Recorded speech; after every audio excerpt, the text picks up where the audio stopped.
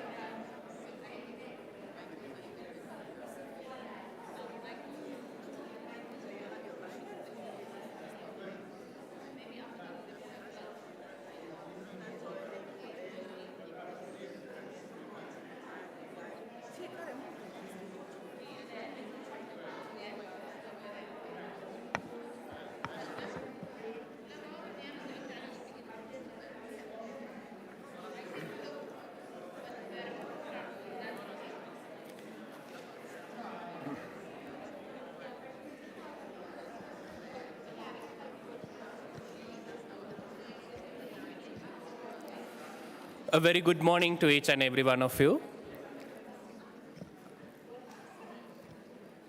You must be wondering as to what I'm wearing today. I forgot to introduce myself even though we have been meeting for last few days. I'm Amila Dilshan from Sri Lanka, and I'm wearing the Sri Lankan national costume today. So before we formally start the final session of the Healing the Wounds of the Past at Caux Forum 2023, let's start with the announcements. So tonight is going to be the Trust Building Award ceremony happening in the main hall at 8 p.m. If you are staying after the conference, this is a reminder for you to join at 8 p.m. with us with the Trust Building Award ceremony at 8 p.m. in the main hall. And tomorrow is going to be the network day. May I now invite Marta to give some announcements regarding the same.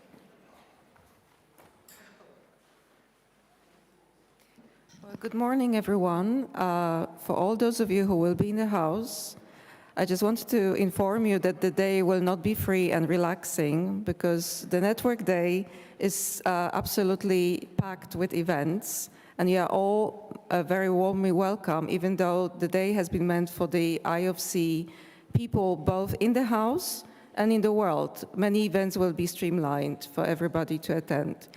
I will not give you a very detailed account of the day because you will be informed in time on the app and on the screens, but I wanted to draw your attention to a couple of events. We'll have a multi-faith prayer starting at 9:15 tomorrow. Then an hour later in this room, there will be the open space dialogue for everyone to join. After lunch, there will be a number of regional meetings from different parts of the world where IofC work is happening to get to know each other and to start thinking about cooperation at the regional level. And what is particularly, I think, relevant after last night, at 5 o'clock in the room here, we will have the Living History meeting, one of the Living History meetings, which is called Living History, Living Arts. And you'll have a chance to meet, to hear, to interact with 3 of our wonderful artists that you had a chance to see yesterday, Eliane Stalibras, Bev Appleton, and Liliana Fehier. So do please come if you're in the house. You'll have a wonderful time getting to know them better. Thank you very much.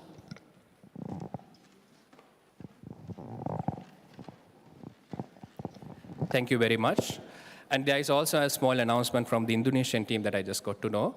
So there were some merchandise items which were kept in the reception, including T-shirts and books and some other stuff, which was not for free. So, not for free, yes. So those were missing from the reception.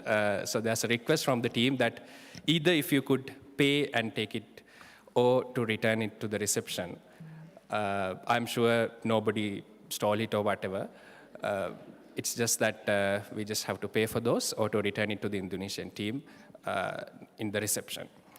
Well, the next conference, Trust and Integrity in Democracy.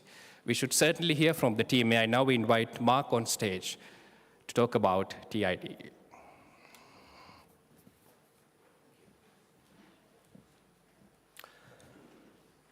Hello, I'm Mark. I don't think I've met everybody, or anybody's met me, but I'm engaged in filmmaking and have been for 8 years or so. One of the films is being made actually here on the set, as it were. So more of that later, perhaps, when we go into that on the opening night. But just to give you a rundown, on Sunday, tomorrow evening, there's going to be the opening of the TID Forum. And that will, basically somebody will come up and they will explain the various events that are going to be taking place, the evening sessions as well as the plenaries and so on. So one by one, there'll be a session on that. And then what we're going to be doing is looking at that evening, effectively launching a new initiative called the Trust Film Forum, which is looking at how individual stories from around the world can be represented through digital media, filmmaking, and the various forms of media that are emerging, so that stories can be reanimated effectively. This fundamental tradition that seemed so important to initiatives of change in the early days, or MRA, How can we take that forward? And this is what this initiative is looking at. Through, for example, films like the film that we're making with Emad Karam, Bridges, and other sort of instances from around the world where stories are being used to convey messages of change in communities and in people's lives. So it's called the Trust Film Forum, and that we're sort of launching softly tomorrow evening, shortly before screening what is an Oscar-nominated film this year from Josh Seftel called Stranger at the Gate. And that is an illustrative example of what we're talking about in the Trust Film Forum. It's a story of reconciliation, of peace, and it's also looking at the context of democracy, effectively, within that narrative. So it's very relevant, I believe, to this particular forum. And after that event, there will be a Q&A with the director in the States, on Zoom, all being well. And then, as some relaxation out on the terrace, there'll be some drinks to start the proceedings. So thank you very much. Hopefully we'll all see you there tomorrow evening.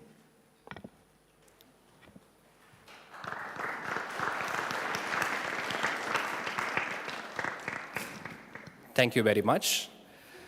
So this brings us to the beginning of the concluding ceremony of healing the wounds of the past. I remember the days that we started our communication campaign saying, there's a place in the world. Indeed, there's a place in the world. You all experienced it, and those who came for the first time to Caux experienced the same.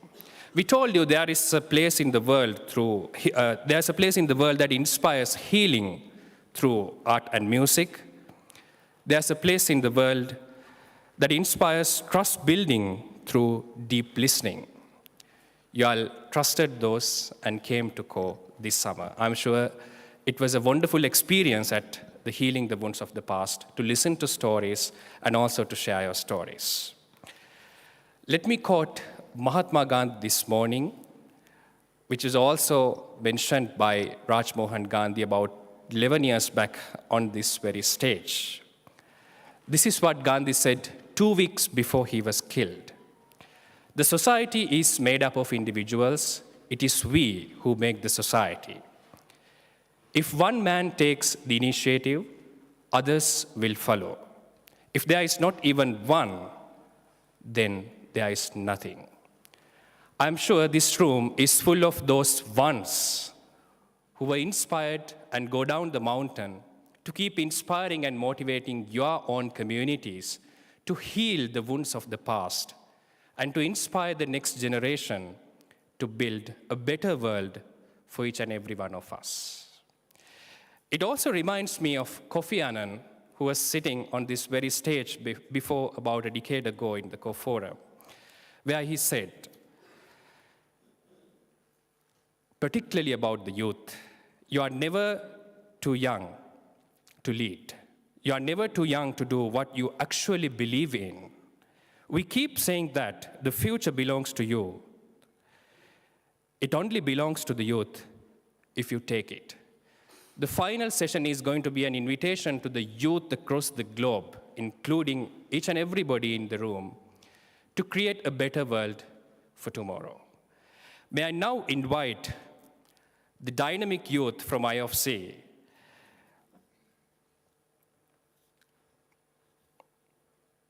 Alan Chipman from the United States. Let's give a big round of applause to Alan.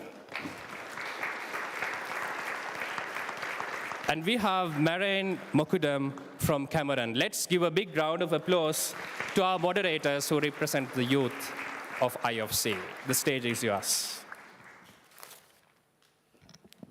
Thank you very much. Good morning, everyone. I will be speaking in French. Bonjour tout le monde. Good morning, everybody. We are going to be moderating this closing ceremony. My name is Mariam Makadem. I am from Cameroon and I am a member of the National Committee for Artisanal Farmers. First of all, I would like to share 2 things with you that I have taken away from this event. So the very first thing that held my attention is something that one of the participants said.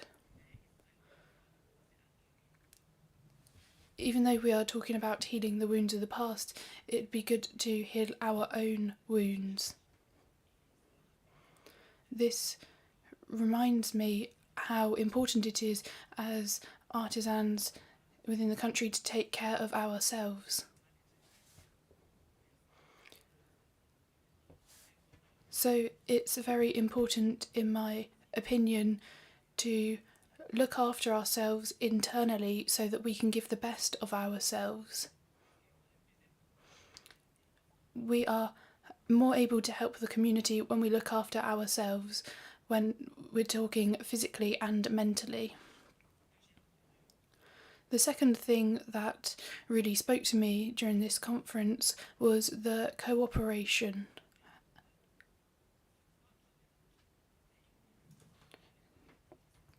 To work together in a cooperative way which isn't condescending is brilliant.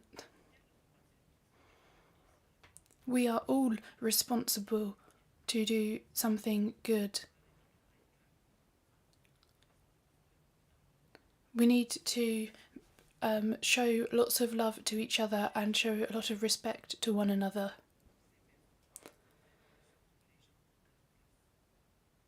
We need to show people how they can do things instead of doing them for them as well. And another thing is the fact that we have connected very well. There are some people who I just met when I was walking in the corridor, but then we've created connections and I've thought, wow, these are brilliant, amazing people. I have a lot of memories from here that I'm going to take with me. It's been a fantastic conference, so I'm now going to give the floor to Anichas.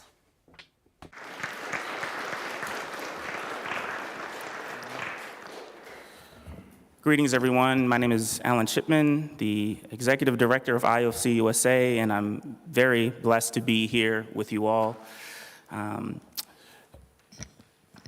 Some of you maybe have noticed that we're sitting a little differently today, in a circle. And as I was reflecting on the lessons and the gems that I got from the Healing the Wounds of the Past conference, in my quiet time, I kind of had some meditation that came, talking about healing cycles in the sacred circle. We will be joining in a circle process, and we had a workshop a couple days back that was also helpful, but these are some reflections that I had on the conference, the power of the circle and the connectivity that Marianne so brilliantly spoke of. Healing cycles in the sacred circle. In the circle, we learned that we belong. In the circle, we are empowered to see past the mythology. The circle is the birthplace of the narrative that will end the war and the burial ground of the narrative that started the war. In the circle, the mythology formed in the depths of isolation are forced to meet the unvarnished truth and the reality of fellowship.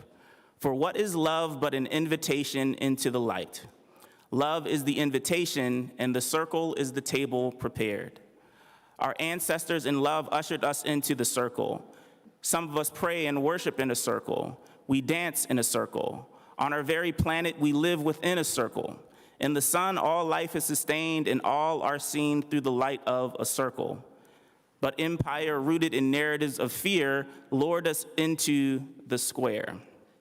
Perhaps the reason we have so many issues and wounds in our society in the public square, perhaps the reason we have so many issues and wounds in our society in the public square, perhaps the reason we have so many issues and wounds in our society in the public square is because it has forsaken and failed at becoming a public circle. If you follow me deeper into the light, I will show you that the public square has something the public circle does not care to possess: corners. Corners to retreat to when we refuse to create space for difference. Corners to hoard and stash the resources and power that we believe belong to us alone instead of our neighbor in need.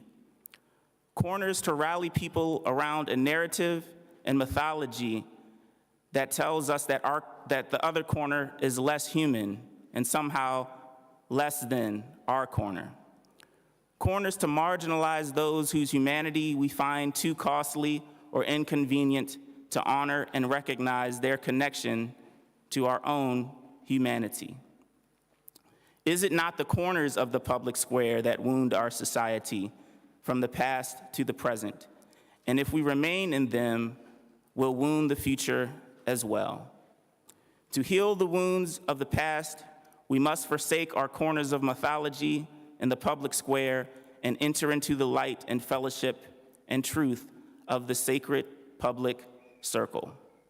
For the circle does not have a margin or corner by which we can banish those whose brokenness we'd rather not see as connected to our own, as the brilliant play Apples in Winter showed us.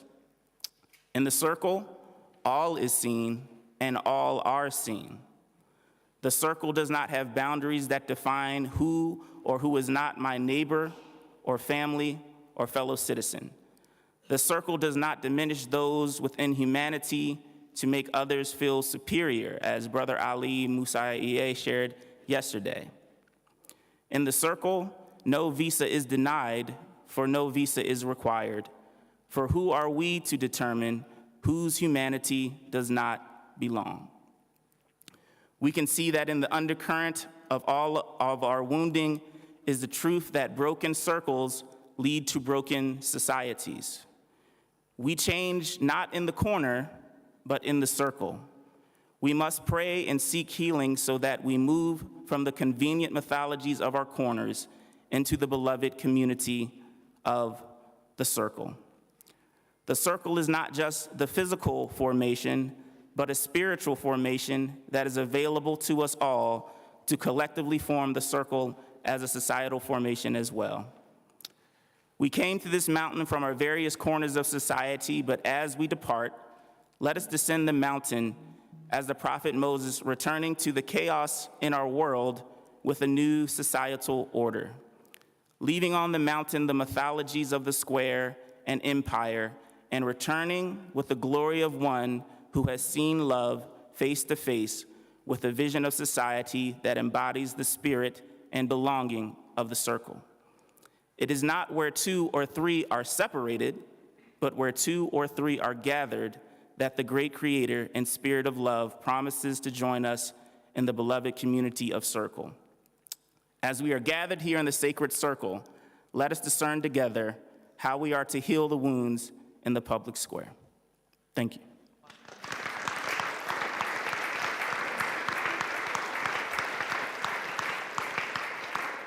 And so, it is time to let the circle be the circle. So we will be going through some reflection questions, and we invite those who would like to speak to join us in the circle. So we will move to the circle, and let's begin to fellowship.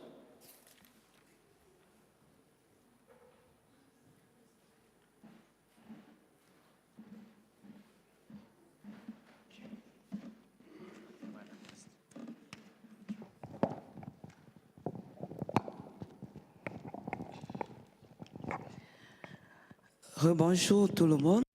Hello again, everybody. So, as was just mentioned, we are going to work together in the circle. We are going to be speaking to everybody. In order to do this, we are going to start with a first cycle of reflection. And then we are going to invite people to share their experience with us, to understand everything that they're taking away from these conferences. So I would like to invite Marta here, who comes from Nigeria, and Riam Altrajic, who comes from Egypt, Rash, who comes from Sri Lanka, and Shika Sharma, who comes from Nepal, and Toto, who comes from United Kingdom. Could you please join us now? Raj, and Toto, and Iria. with us today, so if anyone is eager to join the circle, there is an open seat. We will be reflecting, in our first reflection, the question is, what have I learned from Healing the Wounds of the Past conference that continues to resonate with me as I am going down the mountain? Who wants to start? Qui voudrait commencer? Who would like to start? Good morning, everyone. My name is Martha Udom-Emmanuel. I am from Nigeria, the founder of Family Empowerment and Youth Reorientation Path Initiative. My NGO is taking care of people in the families and communities. This is my first time of coming to this meeting. I want to use this opportunity to appreciate the organizers of this important meeting. I am really inspired being here because of the lessons I've learned from this forum, Healing the Wounds of the Past. So many people out there in the world are living with past wounds that are not healed. These wounds are inflicted on them by another person. In the course of conversation in this forum, I've learned that for your wound to be healed, you must first heal yourself. And how are you going to do that? You have to let go of the past. You have to let go of whatsoever happened to you and forgive the person. That's one of the lessons I've learned in this place. You cannot forge ahead if you continue to dwell in your past. And is a choice that everyone must make. If you must move on, you have to let go of the past. If you must be healed, you must speak up. So many people do not speak out. If you don't speak up, how will you get help? You need to call for help. And the moment you start speaking up, the healing process starts automatically. Because by so doing, you attract help to yourself. If you must be healed, another thing you have to do is I've talked about forgiveness already. You must be ready to accept the people that will come to help you. So many people are resentful of people that comes to help them because of the past. I want to appreciate this gathering. In my NGO back home, one of the programs we are handling is the case of gender-based violence and sexual assaults. We have so many young people there that are wounded because of sexual assault, mostly by their fathers. We've had them come to us, talk to us. We've heard them telling us that we can never forgive their fathers. We can never forgive the people that raped us. From the lesson from this place, I will go back home because when we take them in, we counsel them, but the aspect of forgiving, we've never thought of that. We've always told them, you have to let go, you have to let go. But I've learned that they have to forgive the offender. We've seen children being defiled. Children from ages 2 to 10 is a common thing now in my place, being defiled. We need to help those children. We need to counsel them. We need to talk to them. They also need to see justice being done to the offenders. This is part of healing of the wound. If the perpetrators are not convicted, if they don't pay for their sins, the victims might not be healed. So when they see the perpetrators being convicted, their wounds are healed. And the society at large, we need to show them love. We don't need to condemn them. We don't need to ask so many questions. Where were you? Where did you go to that you were sexually assaulted? Rather, the society should show them love and shun stigmatization. So many of these young people out there refuse to speak out because of stigmatization. So the society, to heal the wounds of those people, we should shun stigmatization and show love and care. I want to thank Forum, this core forum. You have practiced what you stand for. I've been shown love ever since I came here, being my first time. I have seen people interacted. We have connected to each other that we don't even know. This is what will make a society a better place.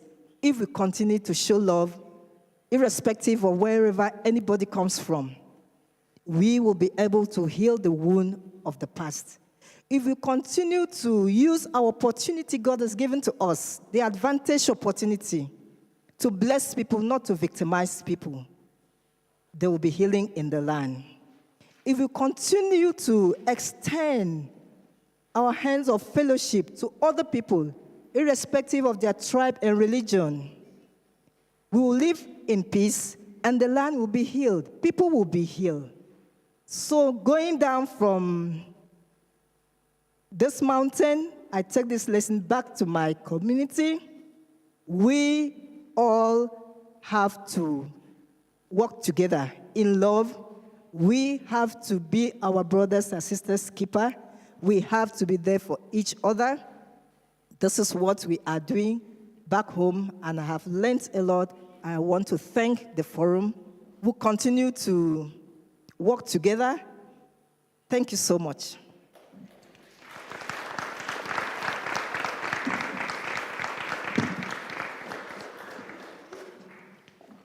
In a world torn by conflicts and mistrust, the power of empathy and understanding holds the key to healing wounds and building trust. Nelson Mandela. Elders, seniors, and esteemed participants, a very warm good morning to you all. I am Ishika Ponto Sharma from Nepal, and it is with great honor and humility that I stand before you today as a first-time attendee at the Caux Forum. The opportunity to be a part of this remarkable gathering and engage in meaningful discussions about reconciliation and trust building is truly inspiring. From the moment I arrived at this conference, I knew that I was stepping into a space where the power of dialogue, understanding, and empathy reigns supreme. Prior to HWB, I believed that a mere 5-degree shift in attitude and behavior was unattainable. However, through the profound impact of the narrative shared and the unwavering commitment, I got it clear that a 360-degree turn is possible as well. The theme of healing the wounds of the past and trust building could not be more relevant considering the challenging times that we live in. Our world has been marred by conflicts, mistrust, and deep-rooted historical grievances, and it is through forums like this that we can hope to make a real difference. Throughout the duration of this program, I have been profoundly moved by the stories of individuals and communities who have found the strength and courage to confront their painful histories, forgive, and embark to the path to the healing. The sharing of these narratives has taught me that healing is a process that requires both vulnerability and resilience, and it starts with acknowledging the pain and suffering that exists on all sides. I've learned the power of empathy and active listening.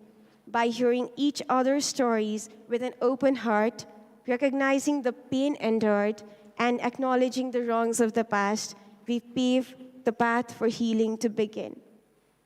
Trust building is a delicate process that demands time, commitment, and inclusivity. Genuine trust cannot be imposed. It must be nurtured through dialogue, cooperation. Finding common ground requires active engagement and a willingness to step outside our comfort zones, and a commitment to building bridges instead of walls. For this, I believe the trust building program should expand to all the countries here and not only be limited to the 12 countries here.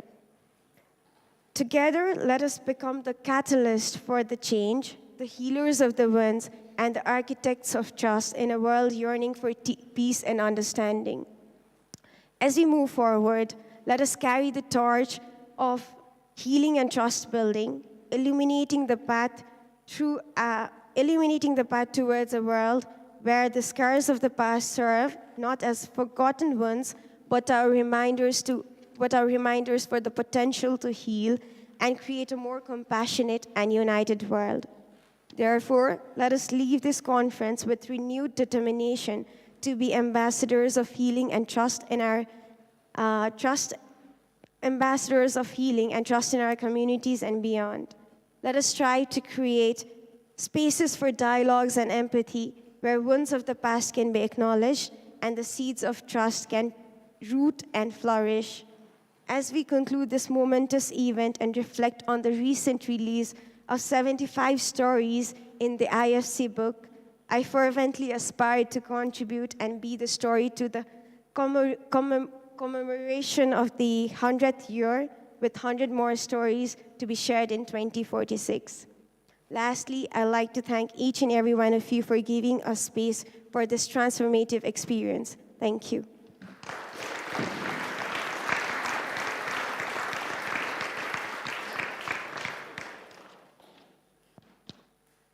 Good morning, everyone. It's such an honor and very humbled speaking at this unique forum. I'm Raj Khanna from Sri Lanka, living in Switzerland. This is my second time in Caux.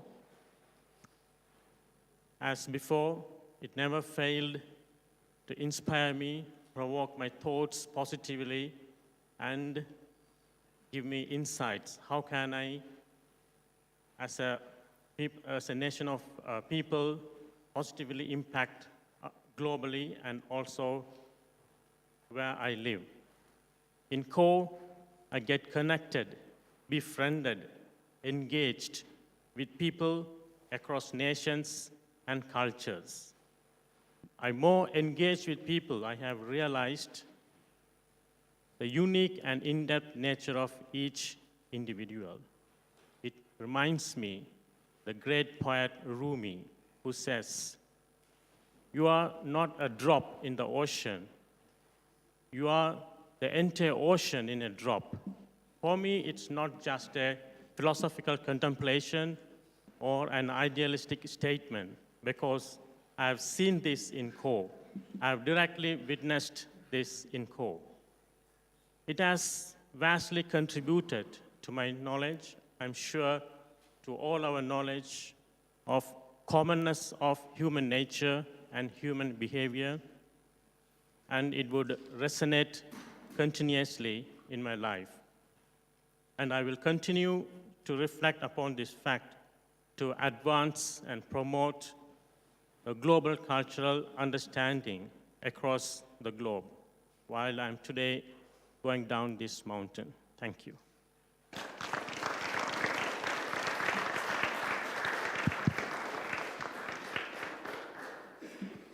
Hi everyone, I'm Rihan from Egypt, and I didn't know that I'm part of the circle, and I'm glad that I didn't know that I'm part of this circle. For me, the question, what I resonate to regarding healing the wounds,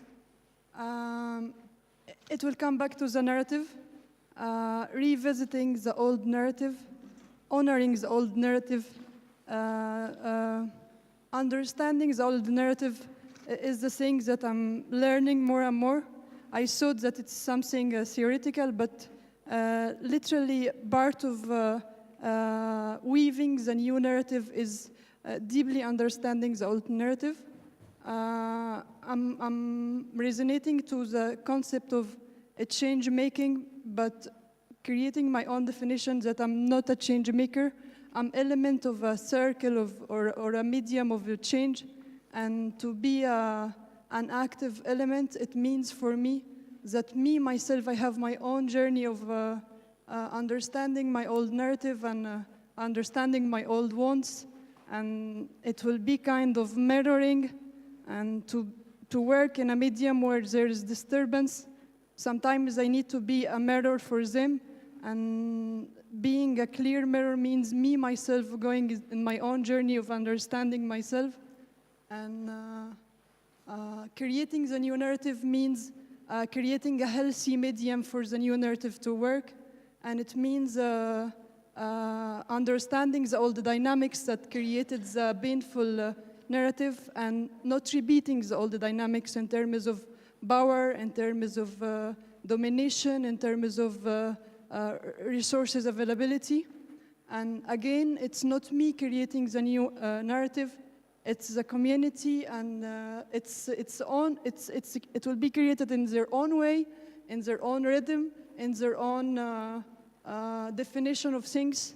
And I hope my way will be resonating the sense of ownership for the communities themselves, creating their new narrative, and me being the element working with them, learning and learning together how to create the new narrative. So that's it for me.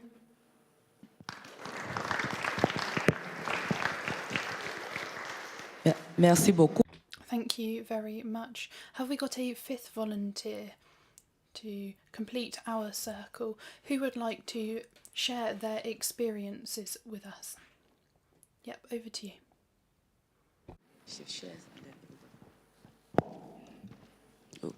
Introduce yourself, please, and then you share. Assalamu alaikum. My name is Ilham Koistani. I'm from Afghanistan, and I am the Caux scholar now, this year. So this is my first time I am in the Caux, and it is such an amazing experience for me. We have already spent 2 weeks together with the other co-scholars, and we are 1 more week ahead to have our programs.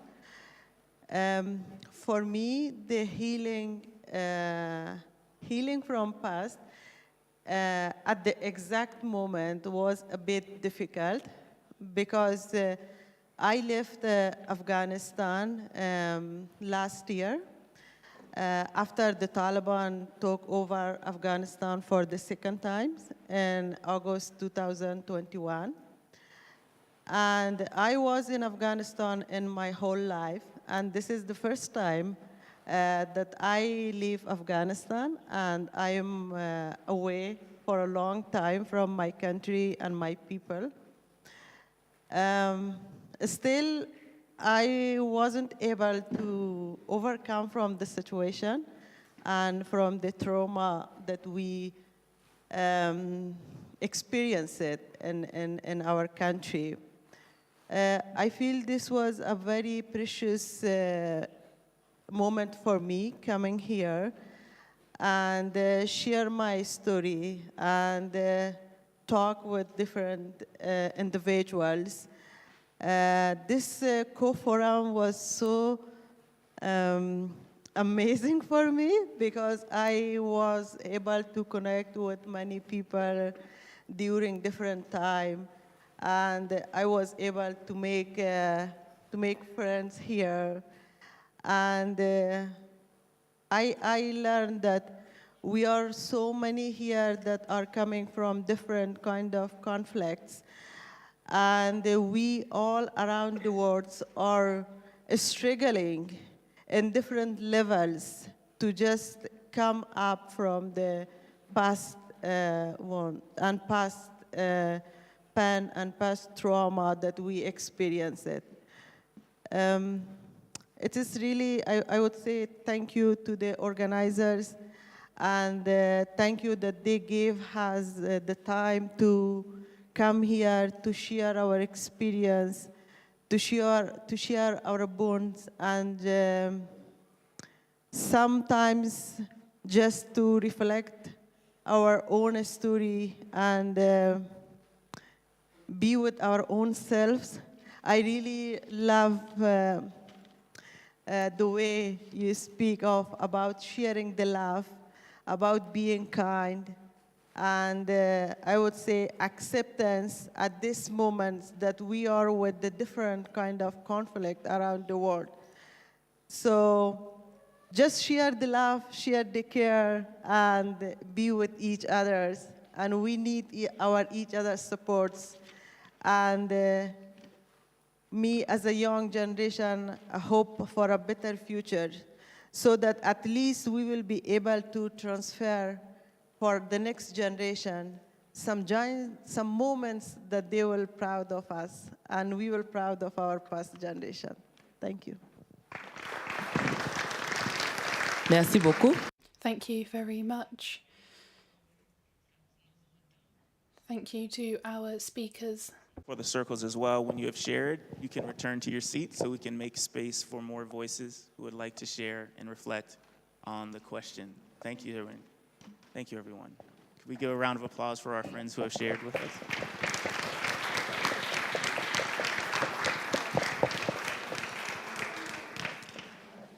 Are there others who would like to join the circle of love and share what this experience has meant to you? We have 5 seats. 5, yeah. That's right. Okay. Right here, the perfect number. All right. And so we ask everyone to, if you can, try and keep it to 2 minutes so that we can have as many voices as possible. And then we will clear the circle. Yes. My name is Riham Drobi. I'm from Syria. My friend, hello, translates to the Arabic. Okay. بدي أحكي عن مداواة جروح الماضي كسورية. أولاً نحن كتير عم نحاول نشتغل على إنه كل ما بيصير معنا حدث مؤلم إنه نرجع من جديد نتفاعل لحتى نداوي الجرح. She would like to talk about her journey as a Syrian and how she is trying to heal her wounds of the past, and as Syrians, how they are working to heal, how they are working in this journey of healing the wounds of the past after the civil war, and that is still going.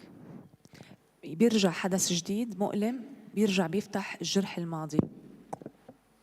And every incident that is happening in Syria reopens again the wounds of the past, because so many think that the Syrian war has ended, but it hasn't. حتى نصير أمام شيء اسمه الوجودية. عم نبحث عن وجودنا. And every time this opens a very important question about existing, because we are looking for our own existence. أكيد أنا من خلال يعني التماسي بشعبي ورفقاتي نحن ما بنحب نكون كصورة لاجئ أو صورة شخص دائما عم بيبحث عن حياة إلا في بلده، بس ما عم يكون في ظروف تخلينا إنه نكون بغير هاي الصورة. As Syrians, it's not our favorite thing to be refugees all the time and to seek to be in different places and countries in Europe or in the world. But the circumstances are obliging us to seek a better home. نحن شعب بنحب الحياة، لذلك عم نحاول دائما نبحث عن حياة جديرة. We people in Syria, we love life, and this is why we are constantly in search to find a dignifying life that offers us what we deserve. ومعروف إنه كمان لكل إنسان شيء اسمه غريزة البقاء، فهي غريزة البقاء اللي عم تخلينا إنه نحاول دائما كل ما مرق جرح نرجع نحاول إنه نخليه يشفى أو يلتئم مبدئيا. And because as humans, we are known to have this survival of the will of living and to keep going regardless of the circumstances. Every time any incident is happening, we are persisting and fighting to stay and to be alive and to persist in this life and not to give up.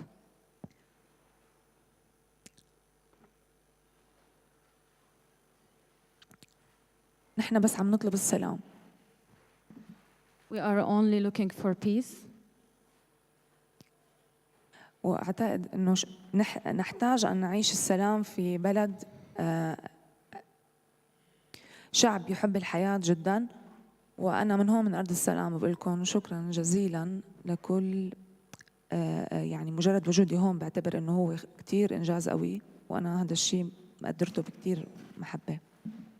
We are looking for peace, and from this place in Caux today, and from this land of peace, I am very honored to be here to represent my people, and I ask you to stand in solidarity of peace with us, the people of Syria.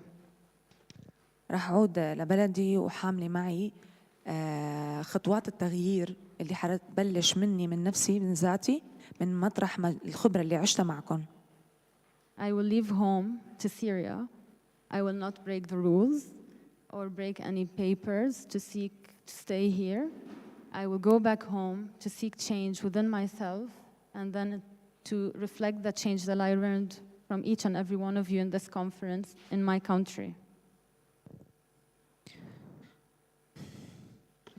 And the final word, I ask you all to stand in solidarity with us, not to look at us as people who are as a burden, who are continuously trying to run away and escape and break the rules of your countries.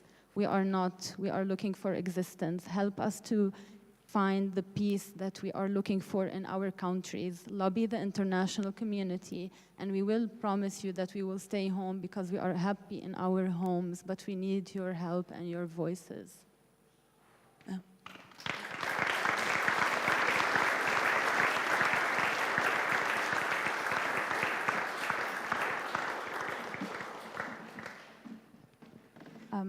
If I may, I will be very brief because I'm already emotionally tired from the speech, from translating. I will just want to share something very brief from my journey as a first-timer. Amin Maalouf, a Lebanese French writer, says in his book on identity, the identity cannot be compartmentalized.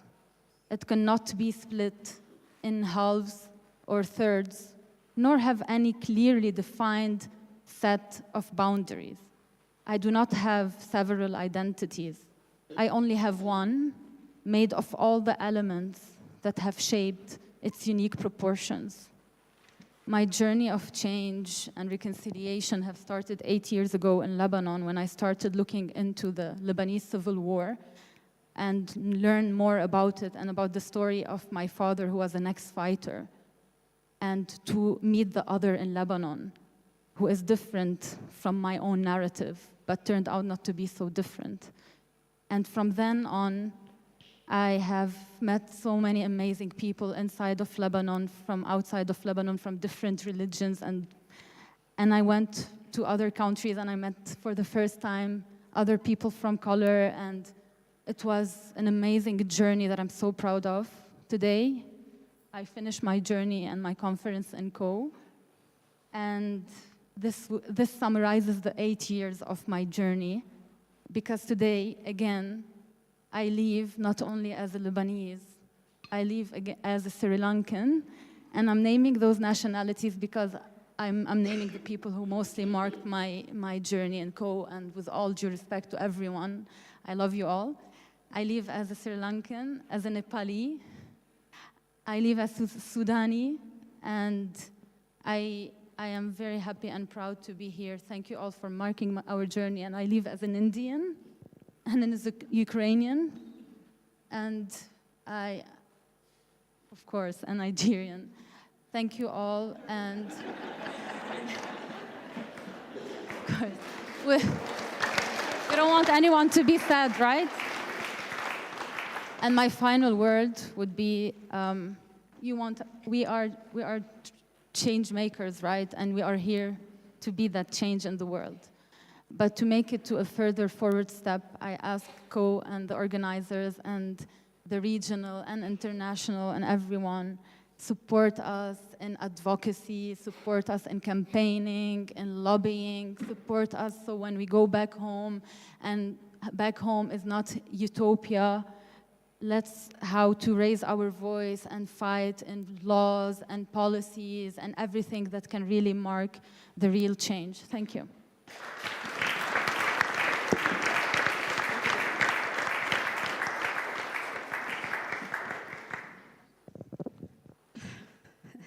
Thank you so much. My name is Amer Manyok Deng. I'm South Sudanese woman. Okay. My name is Amer Manyok Deng. I'm a South Sudanese woman. And I'm very proud to be a South Sudanese woman. In fact, when I came here, I got amazing voices from the people. And the words from each and every individual inspire me. So when I'm listening to the other person and listening to the other person, it has really transformed me. Even the wounds that I have inside me, I feel like I'm healed. And I believe I'm healed. Because through the people, when somebody narrated her history or his history, and how best did they come out, I feel like also I came out from the same. And especially there was a young lady yesterday who sang on this stage, and then she had a deep wound about how she was left by her husband, and that one has actually happened to me, and it was so deeply painful. And I think I got the experience from what she said and until she became a musician. I love that. Can we clap for her? Yeah.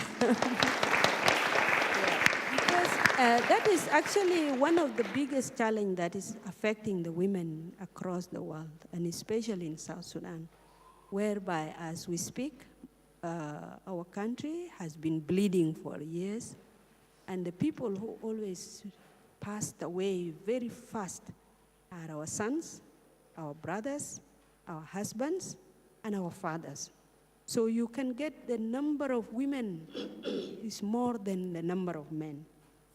But again, the polygamy is too high, too much marry. One man can marry from 5 and above. So there is a conflict of the family. So that conflict in the family has really caused a lot of trauma to women. So young women die in early age, and the settlement has become a difficult thing.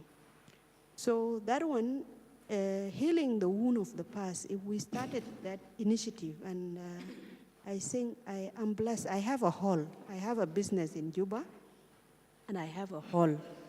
I think I did not get a skill the way you guys facilitate. I would have started to invite them so that some people can speak out and change the mind and attitudes towards the challenges they are in. They can change themselves. You know, sometimes somebody can fight with herself or himself without knowing that you have a solution. But if somebody come and tell me how best can you come out from that, you can find a solution. So I will not talk much, but the challenge now, I know I can solve my own problem. Before, they used to say, Amer has a difficult mind, she cannot change very easily. But I find that I was even better because I know the right and I know my right. But majority of women don't know their right. So that is why they are oppressed in a very serious manner.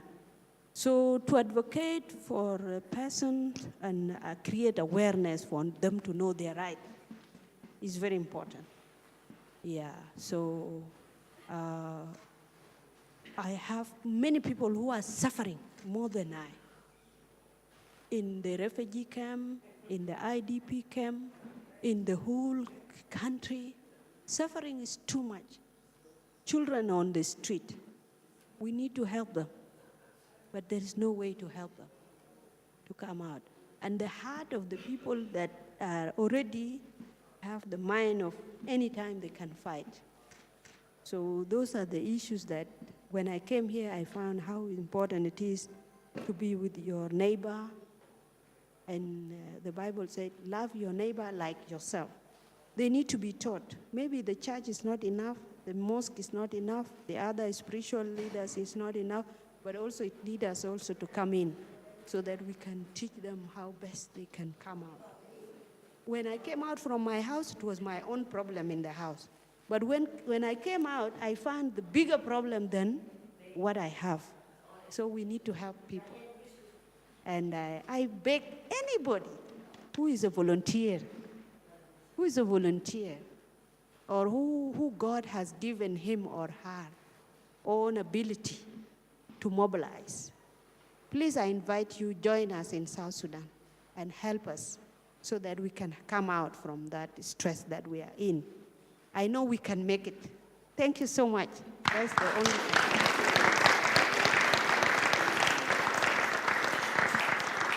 We have about 5 minutes left, so we can stay close to 2 minutes. I'll let them yell at me for an extra minute, but I would love to hear from each of you, so thank you, please. 2 minutes, s'il vous plaît. Thank you very much. I'm honored to be here to say a word. I'm Badabu Daniel from South Sudan. I'm a prince of the Azande Kingdom. This is my first time here, and I came with the king of the Azande people. First and foremost, I'm really touched in Caux Forum here through the interactions and engagement that we've had together, learning from one another and learning from the history of the diversities of the people who are here.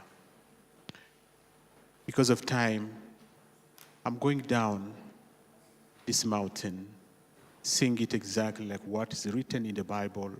In Isaiah chapter 18, somewhere it says, on top of the mountain, a voice has been blown.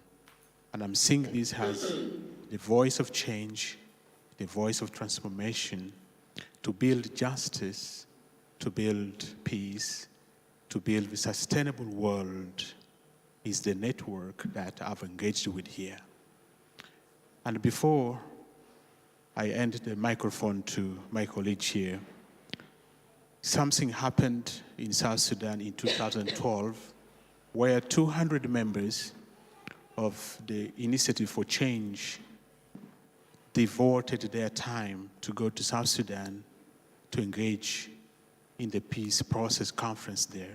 They contributed resources, but unfortunately, a day just to the conference, that conference was canceled.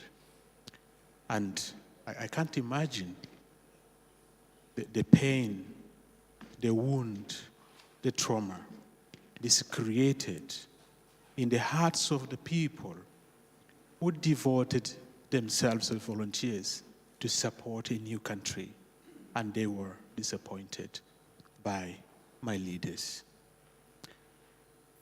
I want to take this profound opportunity to ask for your forgiveness, to say sorry on behalf of my leaders for the pain they caused you, the resources which were wasted for a country which needed your support the most. We South Sudan people, we are sorry to you all. I can't go here without saying this to you and without asking your forgiveness to forgive South Sudan. Thank you.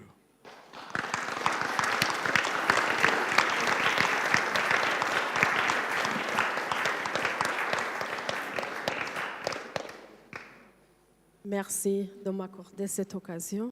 Thank you very much for this opportunity. My name is Peleji. I am from Burundi.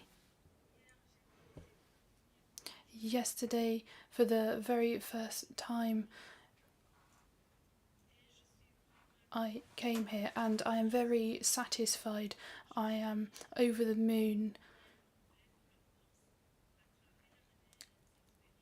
It has been wonderful to see the shared force and willingness that everybody has here.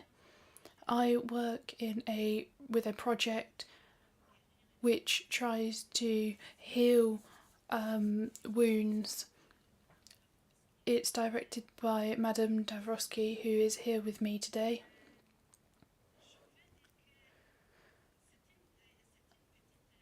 I would like to say that this little exchange of experiences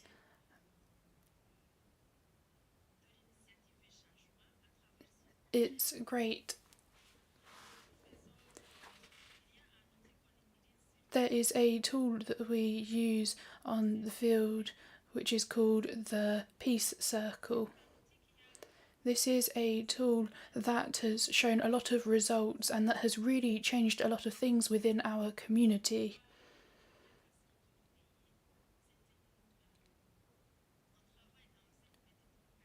We work in a very small locality with peace, but there are very positive changes because, as you know, in Burundi we have had many years of civil war and a lot of people have been wounded and hurt morally and physically, but also economically. But there really are great things and great changes that we have seen. Now everyone is sharing, we are all talking about healing the wounds.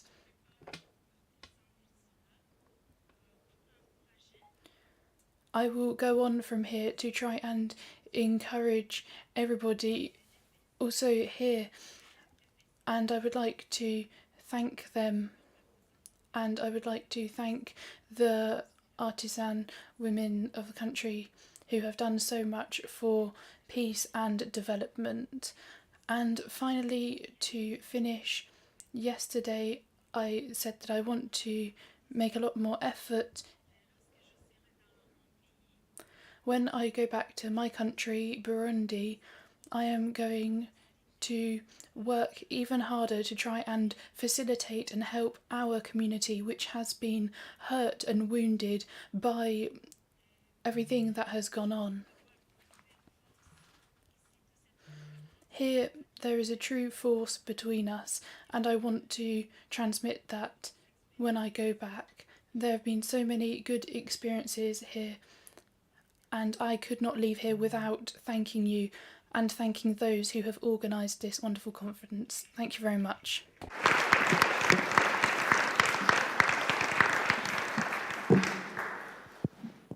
Bismillah, I'm Nenden from Indonesia. This year is 14 years I'm volunteering with IofC Indonesia.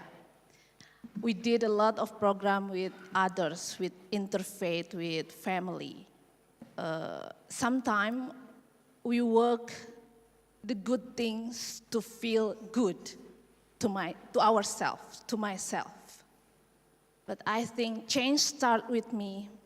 From this conference is I will come back to my inner wound.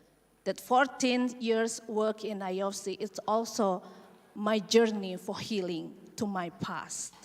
And every day still have a wound.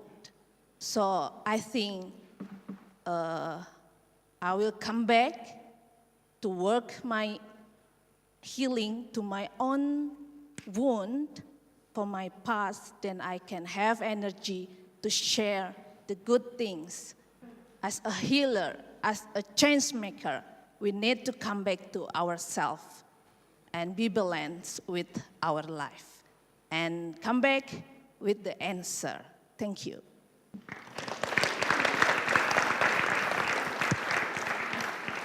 Merci beaucoup à tout le monde. Thank you very much, everybody. You may now go back to your seats. All right. Let's give a hand for everyone who shared with us.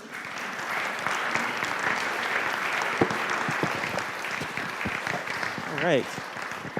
we are now scheduled for about a 5 to 10 minute break. We'll also be playing the Candle Song, which I think is very fitting for what we heard here today. A new arrangement of it by our friend Rohit Valecha. So all of our old school MRA IofCers with a new spin on it, but still the same tradition. So we'll see you here in 10 minutes. You can rest, you can reflect on the song, and we'll be back with the MRA singers.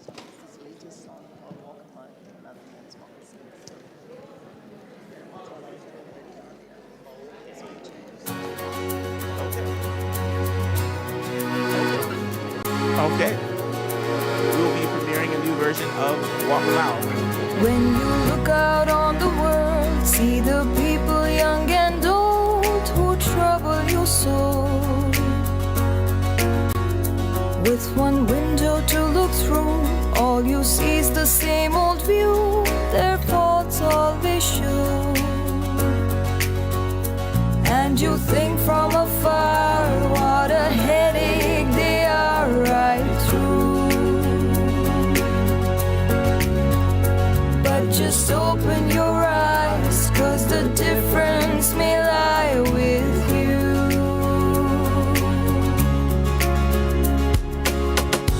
Walk a mile in another man's moccasins.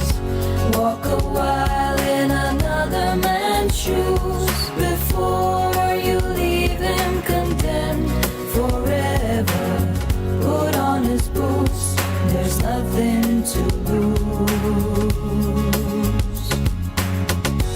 Live a day with another man's family.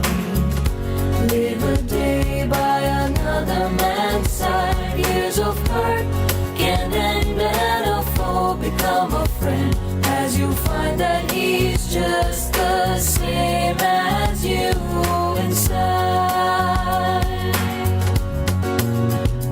When you feel the pain of war and the wounds are running sore and you're walking blind, and the road behind is strewn with the bitter memories hewn so deep on your mind. And there's hate in your eyes for the ones you despise, so strong. But when you know all you feel cannot ever repeat what's wrong. Walk a mile in another man's moccasins. Walk a while in another man's shoes. Before you leave him condemned forever, put on his boots, there's nothing to lose. Live a day with another man's family. Live a day by another man's side. Years of hurt can end and a foe become a friend, as you find that he's just the same as you inside.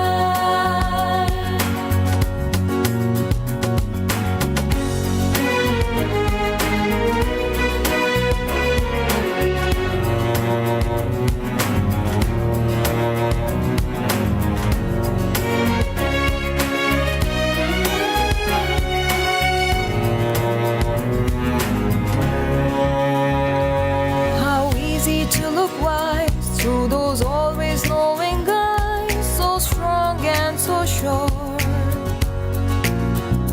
From the safety of our world, there's one story to be told of those we abhor. But break out and break free, just come closer and see once more. See the heart of a man you may never have known before.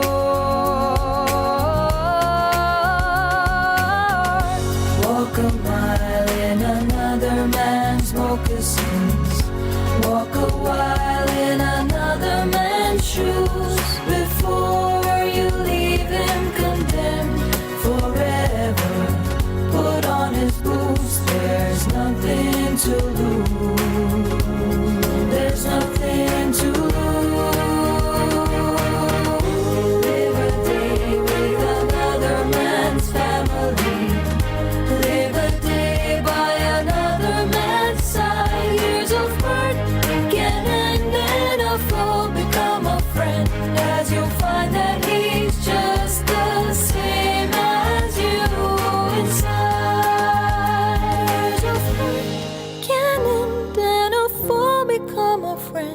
as you'll find that he's just the same as you inside.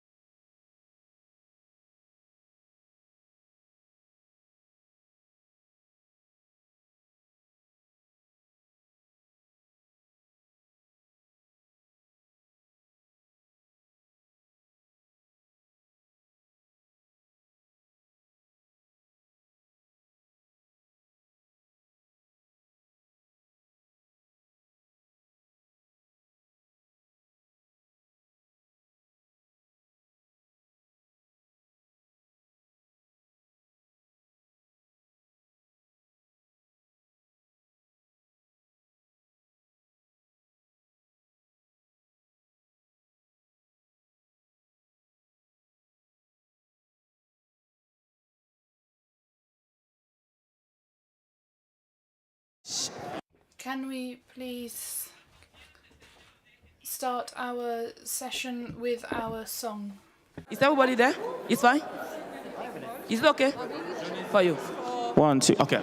All right, everyone. If everyone can take their seat so that we can all hear the joyful chorus of our beautiful MRA singers. So everyone, we know the conversations will continue. So let's please take our seats. The official end of our break, let's take our seats so that everyone can hear every note and harmony of our wonderful singers. All right. Yeah, you can take a seat. Yep, that'd be great. Yep. All right, everyone, let's return to our seats. I know, they just... It's there. You know when they start to sing, it's going to call attention. Okay. All right. Everyone to your seats. Yes. How do we join you in the circle? I have left only a few minutes to catch my train. Okay, sit right there, and as soon as we open the circle, come and do the first one. All right. Okay, thank you, everyone. And we will turn it over to our wonderful singers.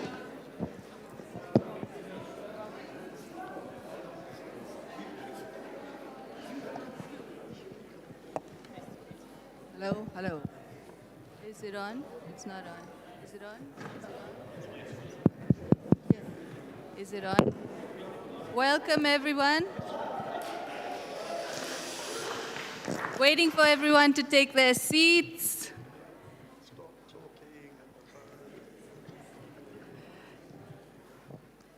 So we'll just wait a couple of minutes until people take their seats, because we don't like to sing to empty chairs.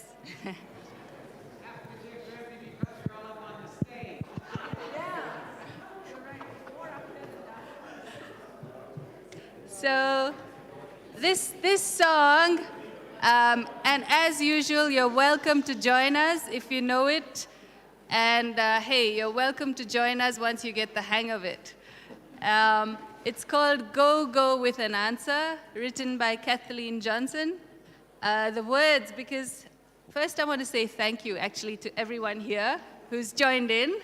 As you see, it's a growing group, so this is great. And this is your chance to join the group today. Go, go with an answer. Run faster than you've run before. Throw away your burdens. You won't need them anymore. Go, go with an answer. Do things you've never done before. Shout, we are your brothers and sisters, till the world begins to care once more. Oh, I went on a journey not far away. I went on a journey at break of day. I went on a journey, and what did I see? A host of hungry children crying out to me, oh, go, go with an answer. Run faster than you've run before. Throw away your burdens, you won't need them anymore. Go, go with an answer. Do things you've never done before. Shout, we are your brothers and sisters, till the world begins to care once more. Oh, I went on a journey not far away. I went on a journey at break of day. I went on a journey, and what did I see? The homeless and the hating ones crying out to me, oh, go, go with an answer. Run faster than you've run before. Throw away your burdens, you won't need them anymore. Go, go with an answer. Do things you've never done before. Shout, we are your brothers and sisters, till the world begins to care once more. Oh, I went on a journey not far away. I went on a journey at break of day. what did I see? People from every nation crying out to me, oh, go with an answer. Run faster than you run before. Throw away your burdens, you won't need them anymore. Go with an answer. Do things you've never done before. Shout, we are your brothers and sisters, till the world begins to care once more. To care once more.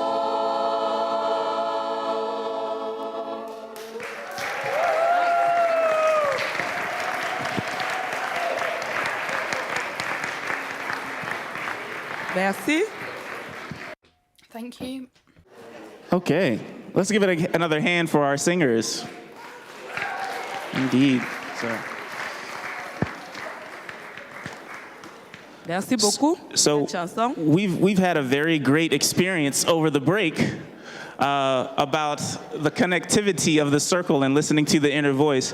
When I was writing the speech that I gave last night, I just was very inspired. And someone, I think Mr. Lewis Cardinal, wants to share the story of actually the architecture in the room and how it corresponds with the circle. So we want to give our dear brother 2 minutes. I'm fascinated, so you know. Thank you. I'll just join right here. Just don't move. Many of you have joined us every single morning in prayer as we prayed together, and you've heard us talk about the importance of the circle, the importance of ceremony, the importance of working from your inner self first. You remember those, when I talked on the stage about the 4 parts of the self, the mind, the body, and the spirit? All these elements I talked about are commonalities found within indigenous traditions, particularly in North America, particularly amongst my people, the Nahiwak of Western Canada. But I came here to share with you a message of the space that you are gathering in.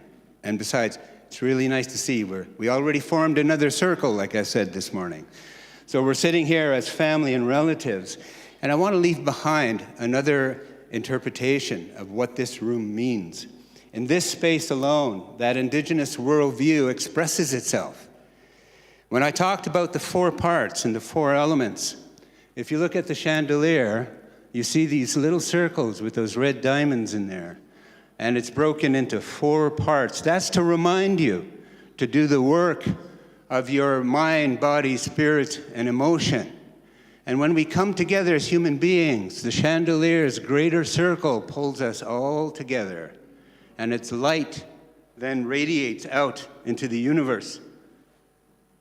And when I talked about ceremony from the indigenous tradition, I realized we were here as well. Because up there with that hand holding that device, that to us is a sacred pipe. And the sacred pipe is a very holy element in our spiritual traditions. So it's here. It tells me I belong here. The circle tells me I belong here. And then we talked about all the many circles. Then look at the floor of the circles that are around you. These are all individual, because the circle represents the self, the individual, and the circle represents the whole, the collective. And look at the walls. The circles are around you. And we talked about our medicines.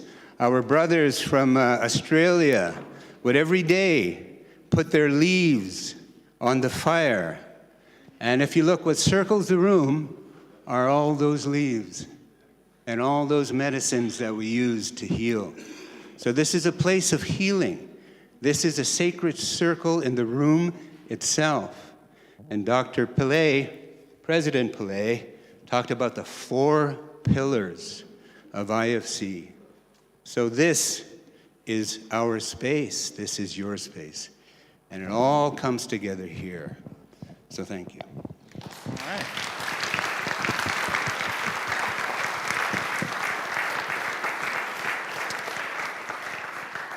I think we can go home after that, you know, amen. But thank you for bringing us into that tradition as we continue our circle process. So we will continue in reflecting in the circle together on some more questions leading about the different circles. The first question that we want to ask and invite people into, so how this will go is we will read the question, we will give people about a minute or two to think about it, or you can discuss it with the person next to you, and then we'll invite people into the circle to share. So there'll be 3 rounds of questions, and where we will do that, the first question is, how can I take steps towards acknowledging the wounds of the past and challenging the narratives that still contribute to wounding? Again, how can I take steps towards acknowledging the wounds of the past and challenging the narratives that still contribute to wounding? So we'll give everyone about 2 minutes. You can either reflect deeply, or if you process thoughts with the neighbor next to you, you're invited to do that as well. And then we will simply have people join the circle and report back. One more time. You will have 2 minutes to reflect on this question. You have the option of just reflecting silently, or you can turn to the person next to you and reflect with them. And then after that 2-minute process, you'll be invited into the circle to share if you would like, so that we can continue to reflect together. So the question is, how can I take steps towards acknowledging the wounds of the past and challenging the narratives that still contribute to wounding? See you in 2 minutes.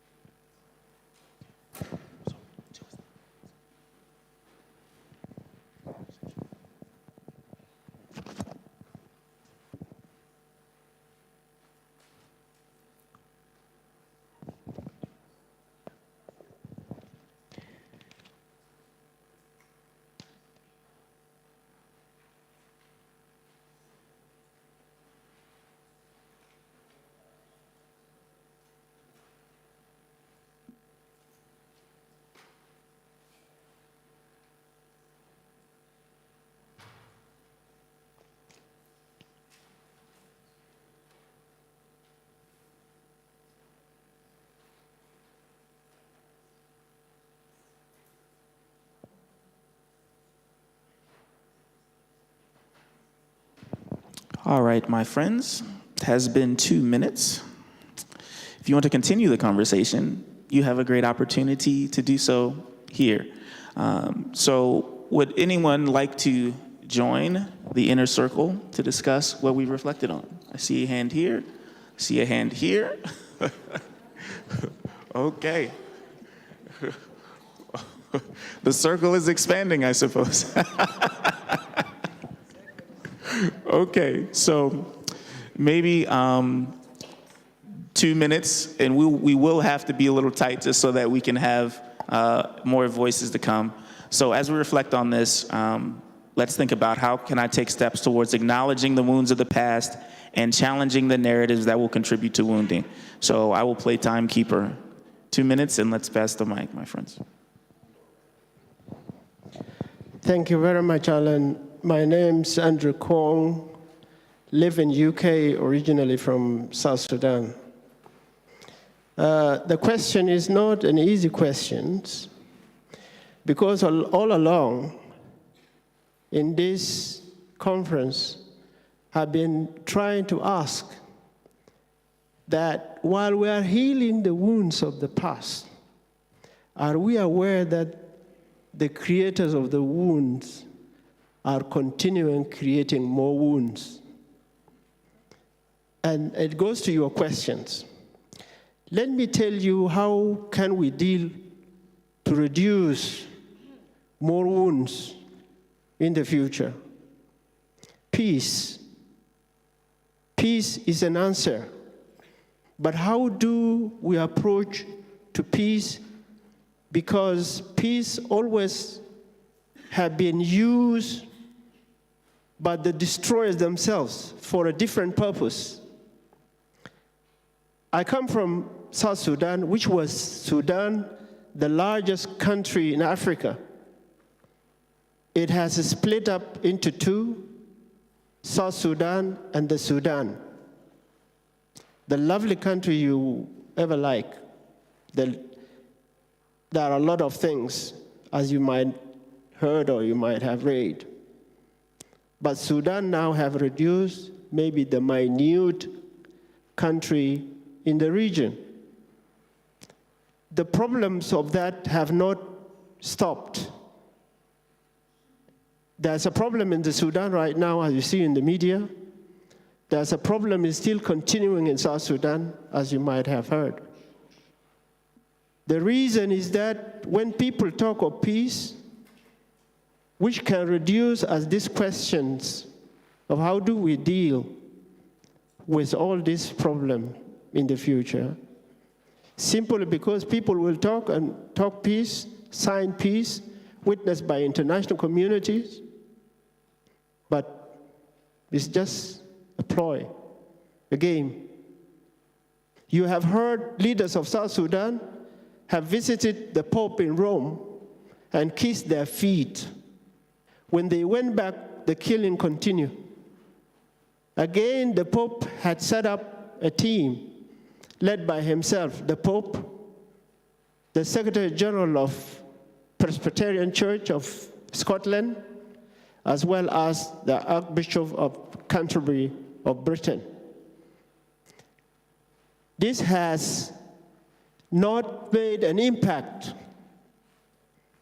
This is impossible, like what Alan, the boy, yesterday said, he never seen 72 countries in one room.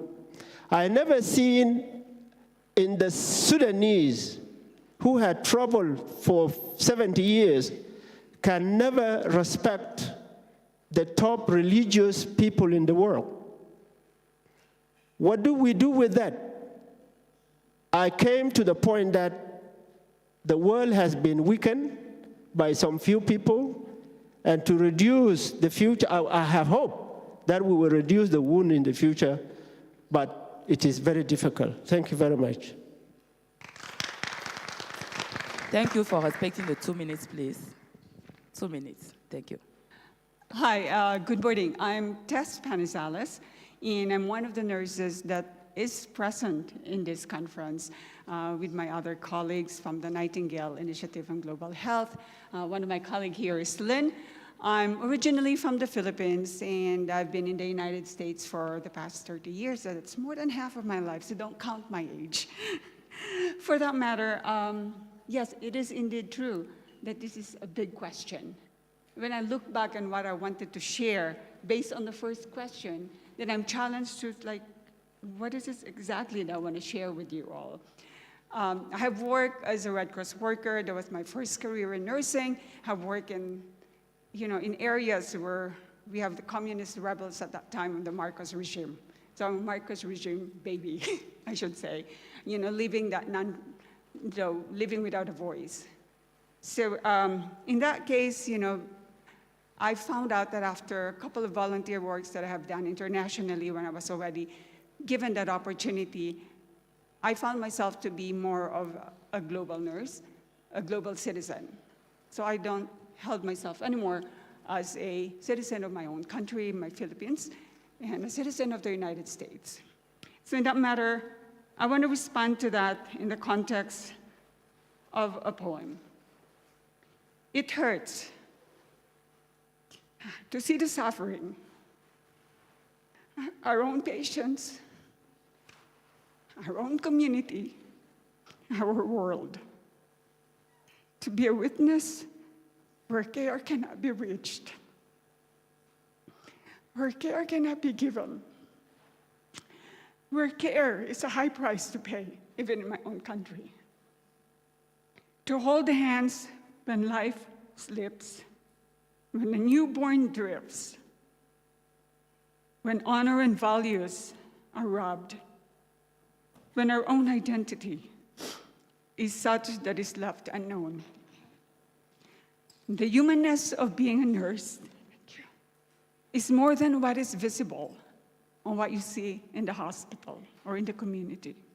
It is what is within a nurse, one who longs for a just world, for peace in the midst of suffering, or the moment of fleeting joy that we wanted, one who dared to fight, to hold hands with you, with everyone, as we too are your partners.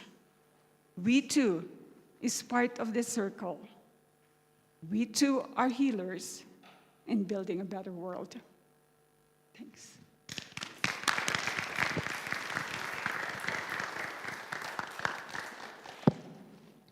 Assalamu alaikum. I want to hear it loud. I'm going to say Assalamu alaikum, and I need you to say Wa alaikum salam, everyone, okay? Assalamu alaikum. Thank you so much. I'm going to say another word, and I need you to say the same word. It should be the same word, okay? Allahu Akbar. Louder. And I'm just saying it in response to the question, so I need you to say it after me. Allahu Akbar. Allahu Akbar. Thank you. I'll comment on that in a minute. But before I do that, we have been talking about the wounds of the past. And I need us to acknowledge, and I would like, when I'm sat here, to honor the people who are the victims of these different problems that we're facing. The refugees, the people who became homeless, the people who have suffered as a result of the lack of health care, the people who are driven out of their homes, the different people around the world, the people who became victims of human trafficking, the woman who experienced rape, the people who couldn't have a house to go to by the end of the day, everyone who had been the victim of any form of oppression or the injustices that we're talking about. Not everyone is in here, and there are millions of people who are suffering as a result of this oppression. I want to especially honor the people of the Uyghurian people who couldn't find a place to go to at some point, and they were stuck in the middle of the sea because neither Bangladesh nor Myanmar could take them. The reason I started my contribution with the Salaam Alaikum and Allahu Akbar is just because I would like everyone to across the divide. The past 2 decades, especially after September 11, it has been so difficult for people who identify as Muslims. And the media had contributed heavily to that. We pray 5 times a day, and within these 5 times, we open the prayers by saying Allahu Akbar. So Allahu Akbar is not a sentence that's owned by the extremist, but it's a sentence that's owned by any and every Muslim, and it means God is the greatest. And the fact that every one of you said that, just imagine yourself that you have crossed a bridge into a civilization that has that extends 1,400 years, and also to over 2 billion persons who share the globe with us today. And that is called changing the narrative. Taking the narrative from the people who have tried to distort it and give it to the people who own it. And also changing the narrative that is propagated by the media. And I'm assuming every one of you, at least when you go out there and someone says to you, Assalamu alaikum, you're going to respond to alaikum salam, and perhaps you remember my face. Or if anyone says Allahu Akbar, you wouldn't associate it with a person who is carrying a gun, maybe in Syria or in Iraq or in somewhere else. There's a lot of learning that has been done, and apologies for those of you who were in the community groups with me yesterday, but when Patrick was asking us to write something yesterday, I wrote a short piece. It would take less than 30 seconds, okay? And I would like to share it if that's okay. Otherwise, I can pass the mic. Yeah. Here we are, my friends. Our hearts are bonded together with love for humanity, love for our planet, love for the world. Here we are in Caux. We come from different places and countries, yet we are one dream, one vision, one hope. So, my friends, when tomorrow comes and we depart our ways, remember me. Remember those on the other side of the world. Remember our journey and our dreams. Remember that we are one. We are one, bonded by one dream, one hope, and one love. Thank you.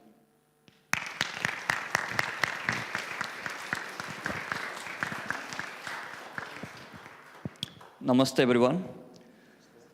I am Nabin from Nepal. I think I am the youngest, at least in this circle. But I still remember on the first or second day, I don't know the name, I'm very bad with names, but I still remember someone has said that no one is too young or too old. I still remember that. So, yeah. So while I'm here, I'm also reflecting on my journey. And while I say I also mean my team. So I was reflecting on my journey with IofC and with the healing works we are doing. And one of the things I have realized, at least after I participated in Caux Scholars last year, was that the people who are trying to heal the world, they are still not able to heal themselves. So they are still creating more conflicts, more wounds around the world. So I always say it's important to live before giving, living before giving. So that I was addressing on the first day as well.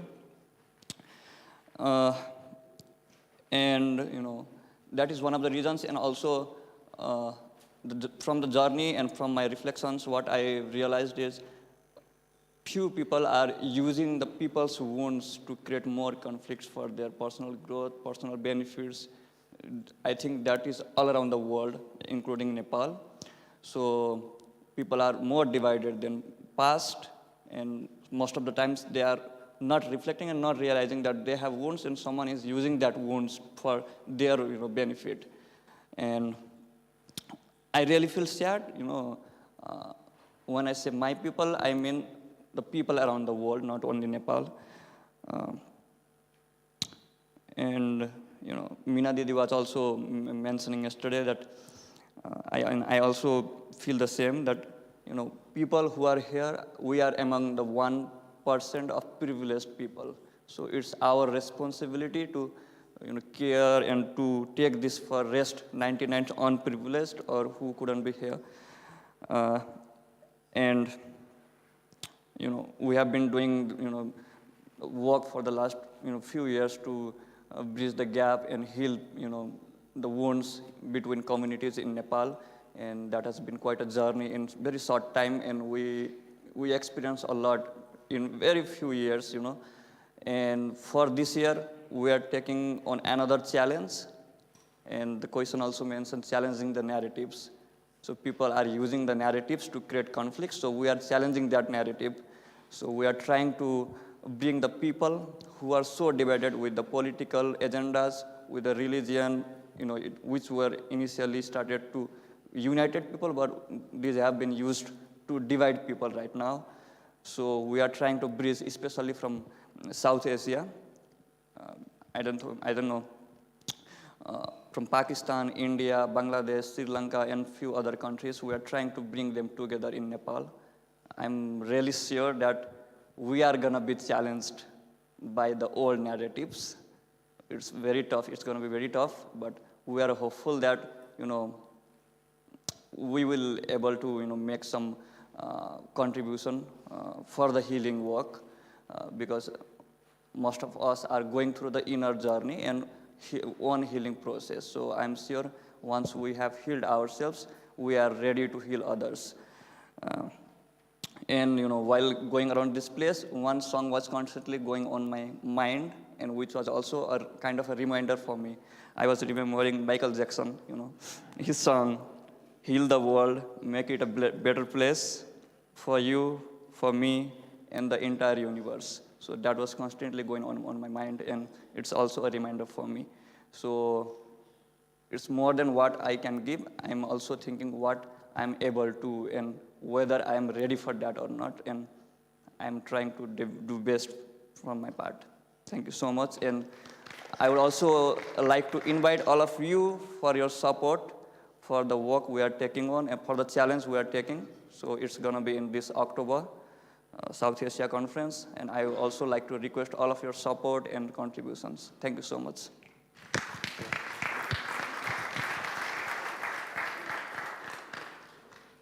So, stay right where you are. Is this on? All right, cool.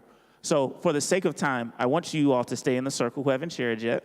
I would like for you to share on the next question, which is related. And could those who have shared perhaps return to your seat? Thank you so much. I'm trying to stay out of trouble, Yes,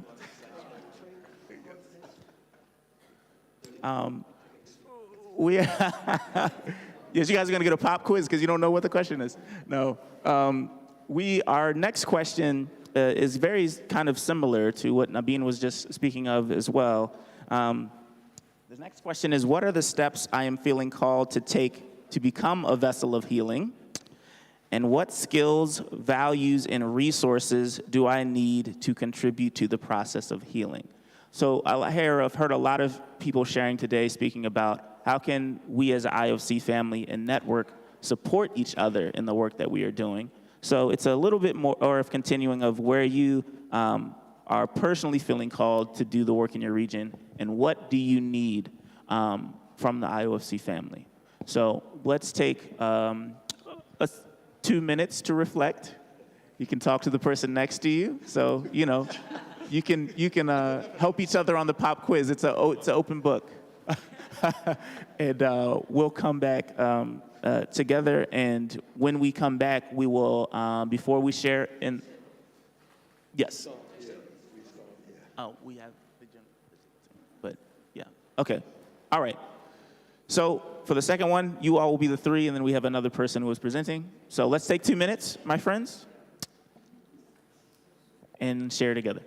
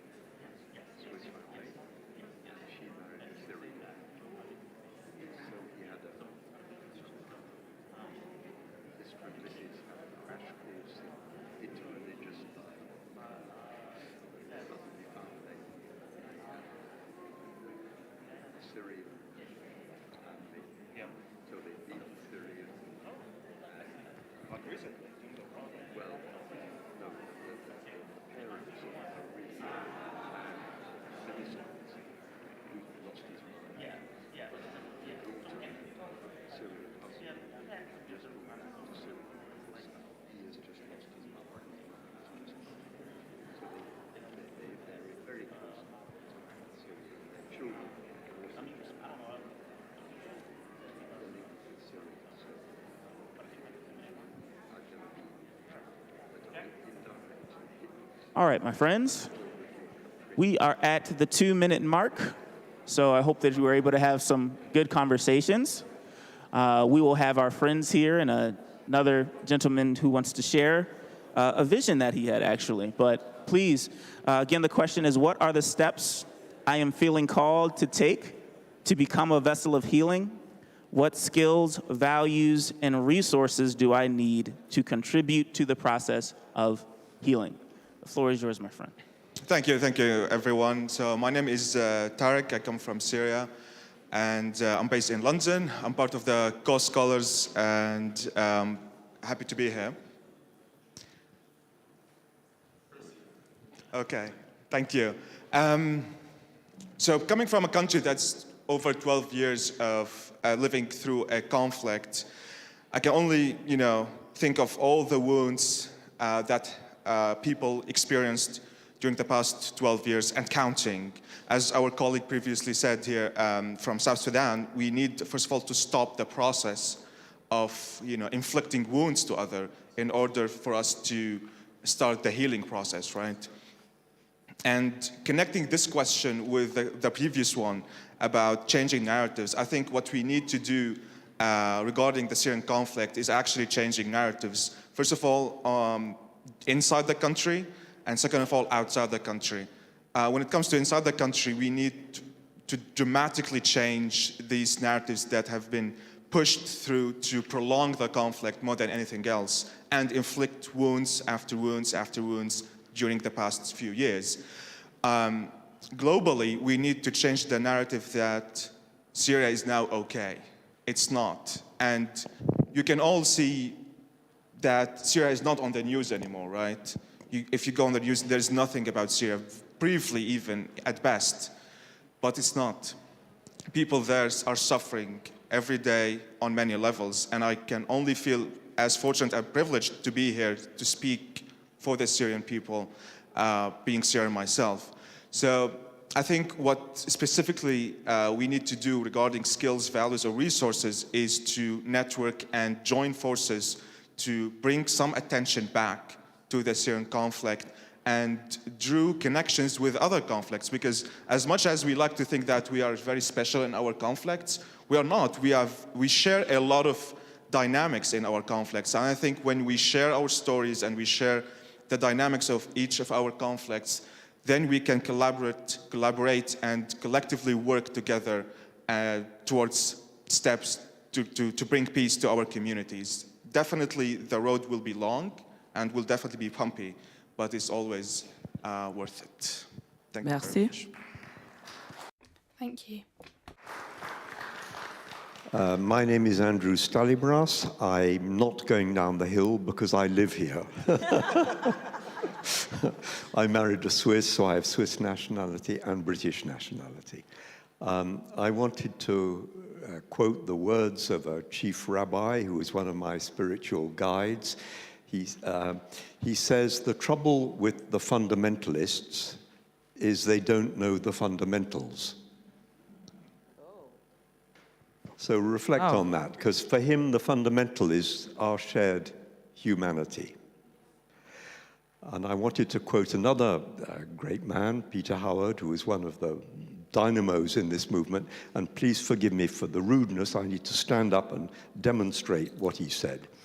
But he said, the bottom has a longer memory than the boot. And some of our communities and cultures and colors have long been boots. We've kicked a lot of bottoms, and those who do the kicking usually forget, and those who've been kicked do not forget.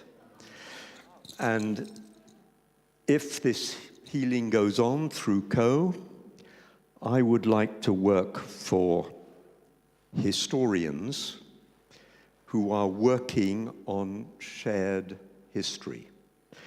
And I am aware of historians in Ireland who are trying to work on a shared history of conflict there, in the Balkans, between Greece and Turkey, in the USA on the racial history and the history of the Civil War. And I dream of a meeting of Israeli and Palestinian historians trying to create a shared history.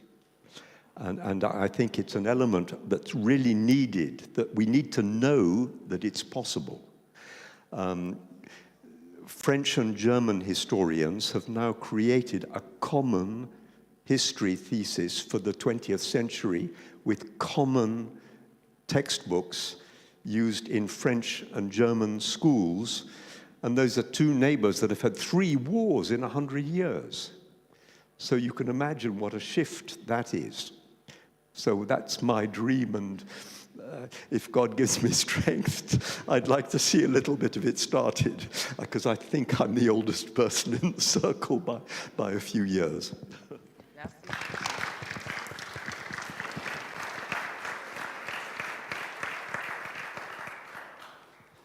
Je vais faire plaisir à la francophonie.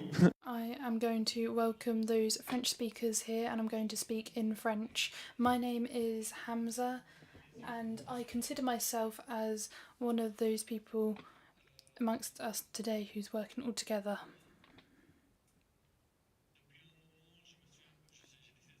For quite a long time, I've been feeling out of my comfort zone, especially in 2020 when I had different transitions and personal voyages in my life. It's all good and well speaking about myself, but I need to be thinking about how we'll approach others. I read a book on this, and I was born in Liban, and I am now I've grown up in Gabon. I know there was history that was written, but it doesn't represent all of our perspectives. I wanted to read this so that I could understand the history, but then think about other things too. Since I first read the book, I thought, what can I do more? How can I help the people from where I was born? We know that there was a civil war and everybody has got their own history and story, and this was a moment where I asked myself, what can I do? And I know that it's my passion to help other people. So I try and combine coaching and my love for writing.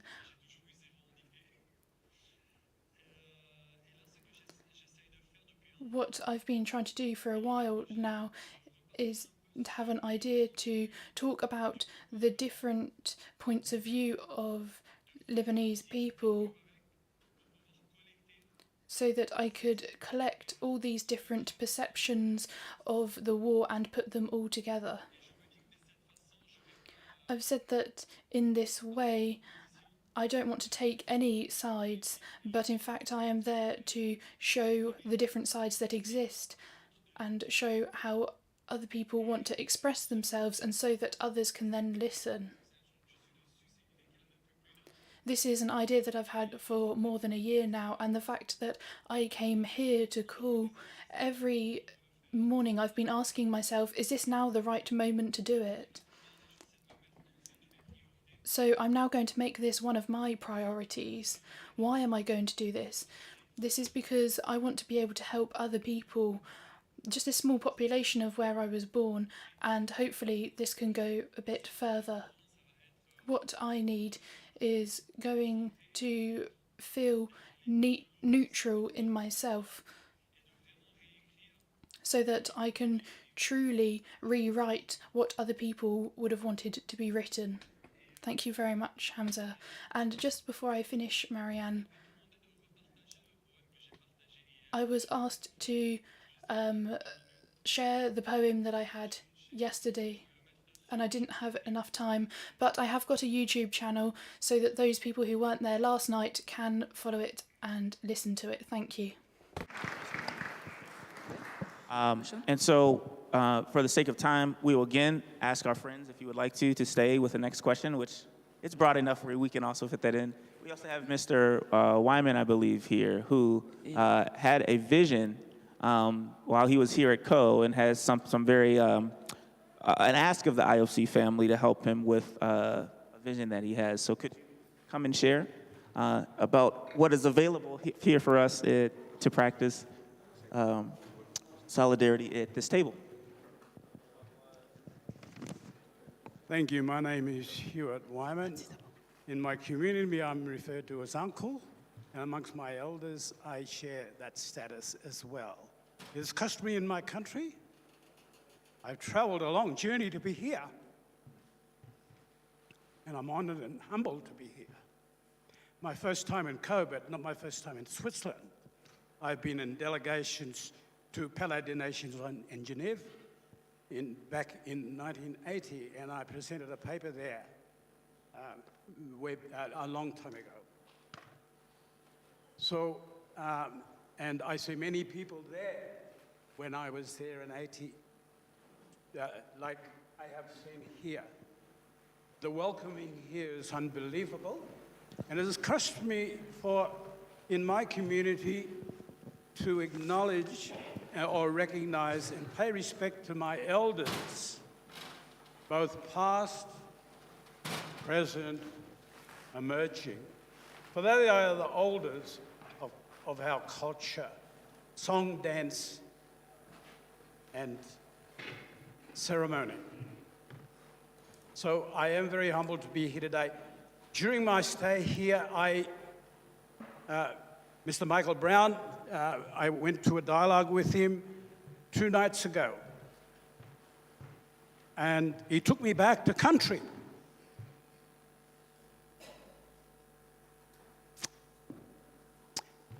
And I had a dream that night. I brought that dream with me. It's now a vision.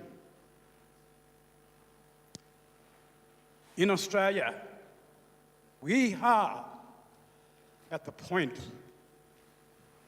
of the federal government who is only been in power for 18 months.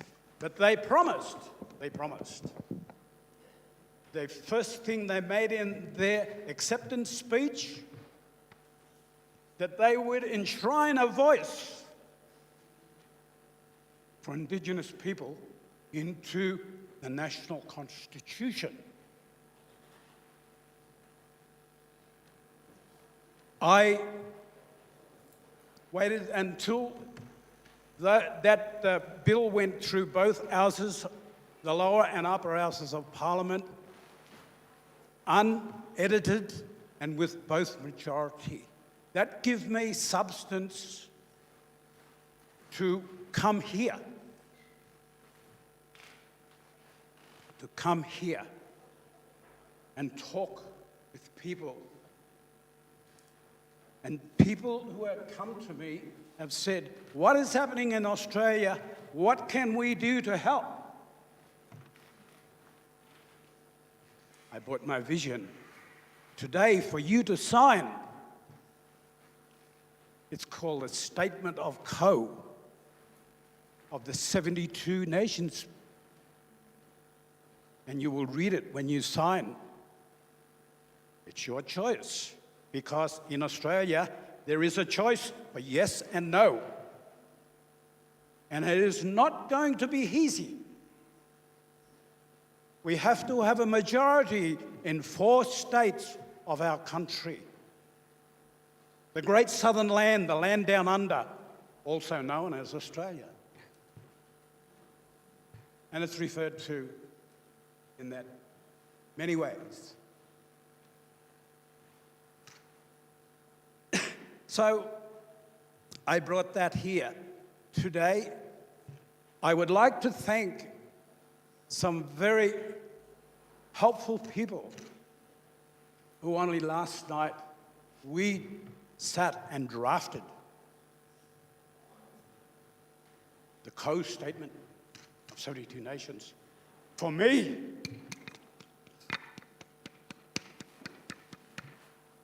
to take back to my country. So that there are brothers and sisters and other countries around the world who embrace who I am in my country and my people. 65,000 millennia recorded as the oldest practicing culture in the world. But we only have a constitution that is 123 years old, and we are not included in it. So the voice, which will take effect in mid and before December this year, and in mid-October, will determine whether people in my country, vote for the enshrinement of a voice to Parliament for Aboriginal and Torres Strait Islander people. The referendum is difficult. The last time there was an overwhelming referendum for Aboriginal and Torres Strait Islander people, I take you back to 1967, when Auntie Kath Walker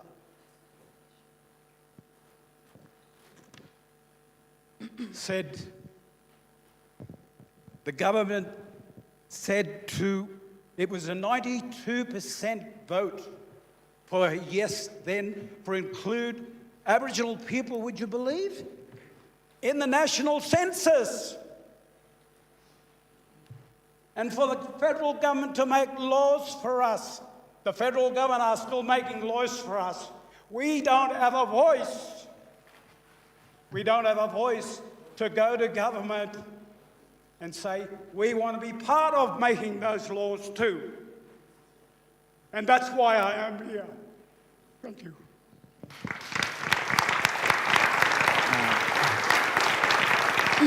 So on the table here, you will see they're lifting it now. Please add your name as we get into the rhythm of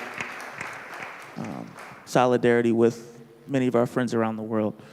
I'm asking yes, here's the last question I'm asking for my friends to stay in the circle. Thank you for those. I believe, Amila, there's a gentleman who wants to join this question as well. I'm afraid we won't have enough time. I think that this two will be enough for the last question. Okay. Yeah, sorry. So the last question, and this is a question for everyone to reflect on, as we talk about the relationship between the individual healing, the communal healing, and the healing of society, we're asking you all to think about next steps across these different forms of change. What are the next practical actions for me to take to contribute to healing within myself, within my relationships and community, and within my society, as the gentleman here shared the initiative he is doing. Yes. Please feel free to sign. Okay, so that this will be here for you to sign, but on this last question, to end our circle process, what are the next practical actions for me to take to contribute to healing within myself, within my relationships and community, and within my society? Shall we do a minute? 2 minutes encore, et puis... 2 minutes again, and we've got two women here who are going to share with us. And then we would like to carry on talking about this question over lunch, because unfortunately we don't have enough time for the programme which is foreseen for today. So it's just 2 minutes. Roba would make his way to the circle as well. That is available. 2 minutes.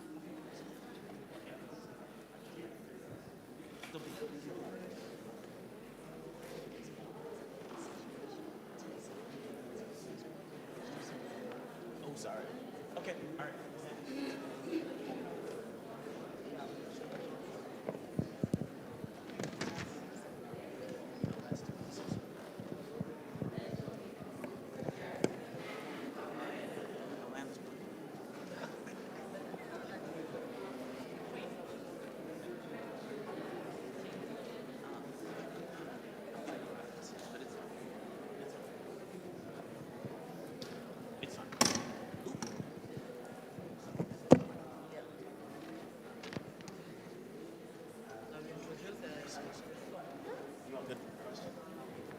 Are you okay with the question? Does it fit what you wanted to share?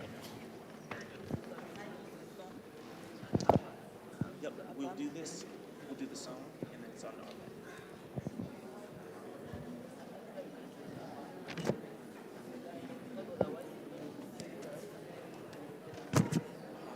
So I think to close, settle that while the song is playing. And make that harmony.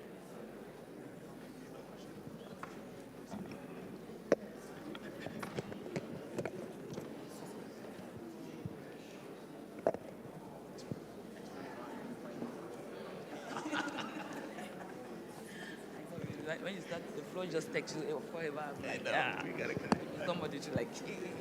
All right, my friends, that is 2 minutes. 2 minutes, and so now we will hear from our friends in the circle. King is coming. The king is coming. Okay. Yeah, so.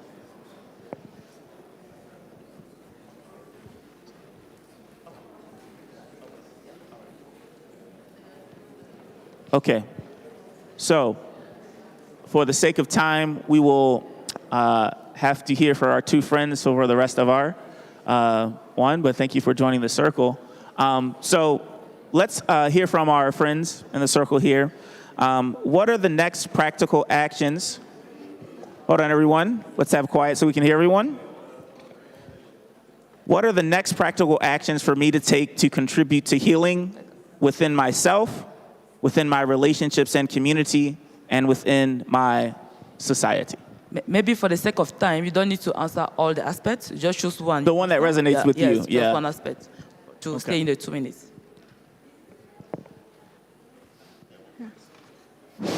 Works? Yeah, it works. Yeah. Well, I guess my reflections will touch on the couple of last questions. I'm Hanna. I come from Ukraine.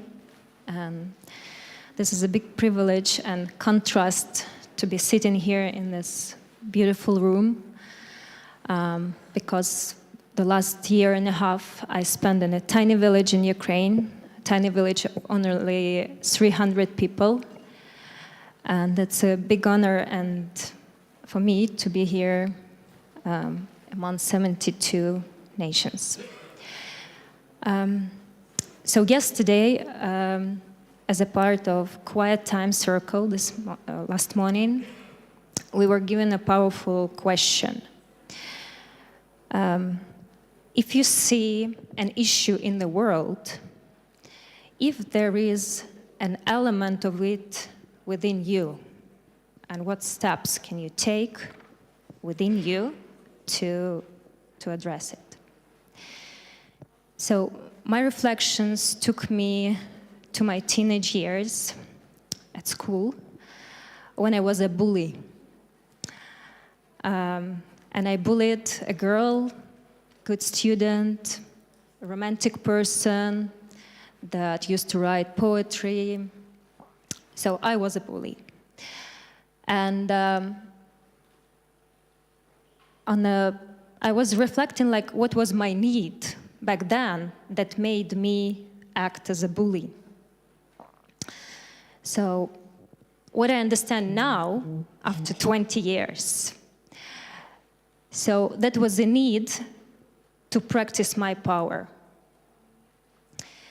And somehow I picked up the strategy of practicing my power through violence.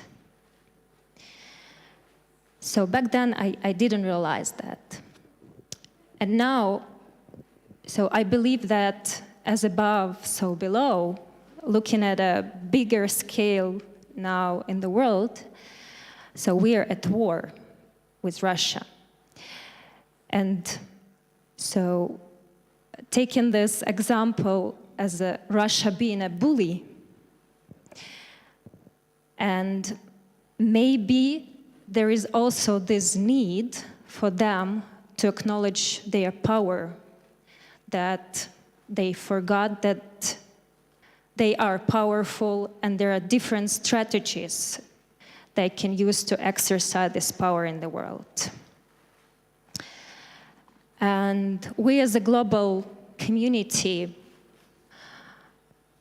we could remind them, we could give them this power back so that they won't need to exercise it in such a violent way. And, you know, in conflict resolution, we can be creative. There are so many ways for conflict resolution. And now I work as a teacher myself. I teach kids. So on a personal level, what I can do to heal those wounds within myself. So I feel called to reach out to this girl and tell my story, share my story, and ask for forgiveness. That's what I can do.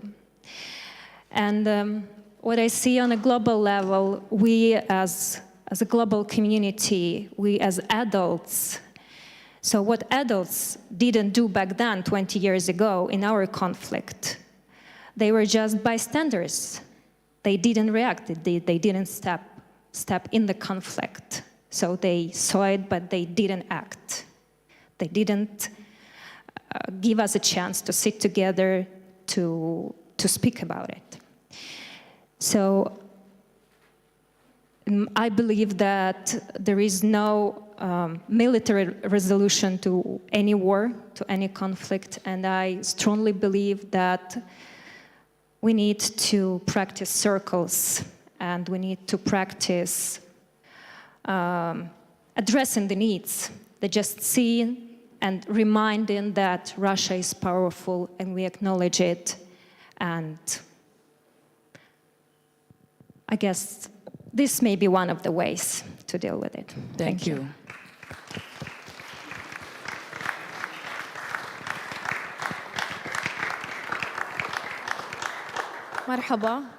مرحبا للجميع. My name is Hiba. I'm from Palestine, Jerusalem, Palestine. And I think, like, who I am to tell people how to heal. I didn't lose my whole family in a raiding. I didn't see a bombing in front of my eyes. I wasn't imprisoned. So who I am to tell people how to heal. But let me talk about myself, about my personal experience.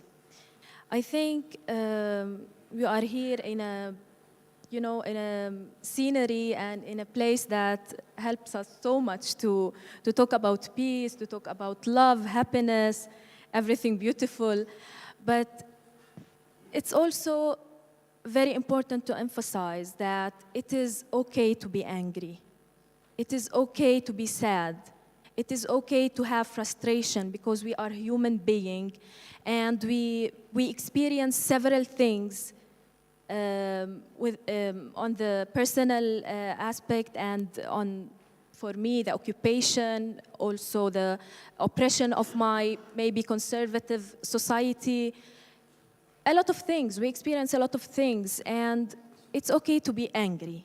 It's okay to feel that you want to shout, to feel that you want to be alone, not talking with anybody. It will make you happy to talk with people. It will make you happy to smile and to enjoy the scenery. But if you are not feeling well, it is okay to go to a psychologist. It is okay to take pills if needed. It is okay to tell people around you, your family, your society, your teacher, I'm not feeling good. It is very important. It is the first step of healing. We can't heal if we are pretending that everything is good, everybody around us are peaceful and they want peace. Yeah, it's okay to be different from the other. I have been always different through the school, university, in my life. It's maybe, I see it special to be the black sheep in the herd. All the people are all the time looking at me like what she was she's gonna shout. She's so loud, she's so pink, she's so, but it's okay, that's me. And I don't know what healing is because I'm still in my journey. I'm still searching myself. I started, and that's great that I started. And I invite everyone here to go into this journey to search themselves who I am. I'm a Palestinian. I'm a proud Palestinian, but I'm a woman. I'm a proud woman. I'm happy to be a woman. But all these things are given to me. I'm a Muslim. Also, I'm a proud Muslim. I take Islam as I want to take it, not as people impose on me to take my femininity, my Palestinian, being all the things I have. But we have to search. What do I see in myself being a woman? What I love in myself being a woman, Palestinian, etc. Another thing is, don't blame yourself. I used to blame myself. I'm also blaming myself all the time about everything, every little word that I heard, everything that... don't blame yourself and don't blame others. Search for things, steps that helps you go on.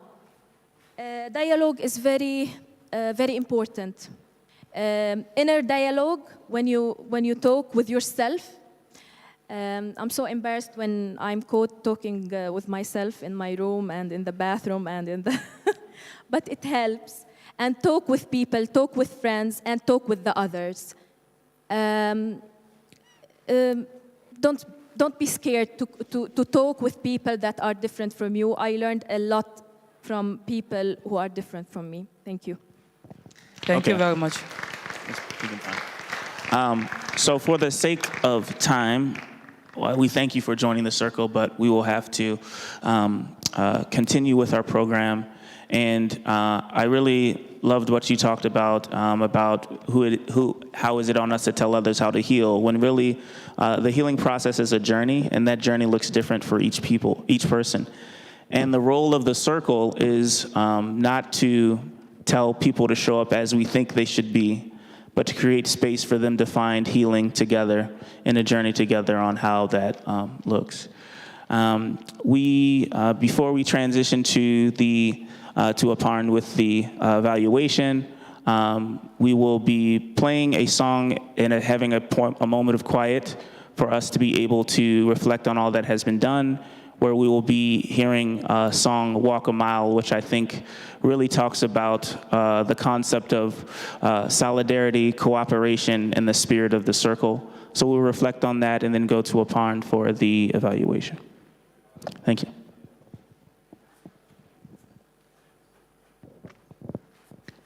So it will be Walk a Mile, which we played. Okay, he's got it.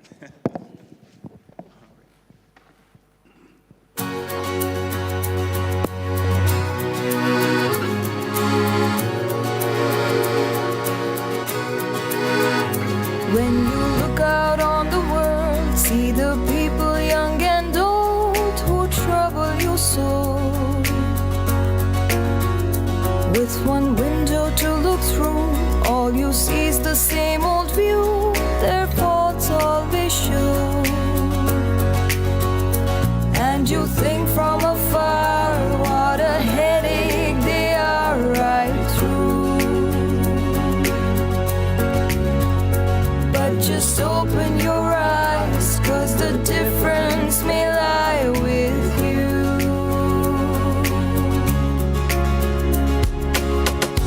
Walk a mile in another man's moccasins.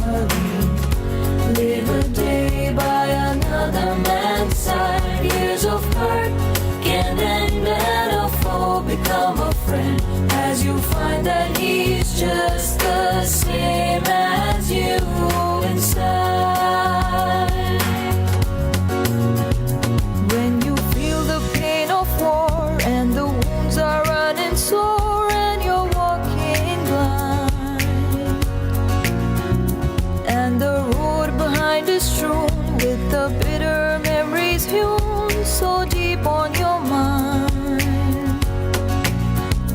And there's hate in your eyes for the ones you despise, so strong. But when you know all you feel cannot ever repeat what's wrong.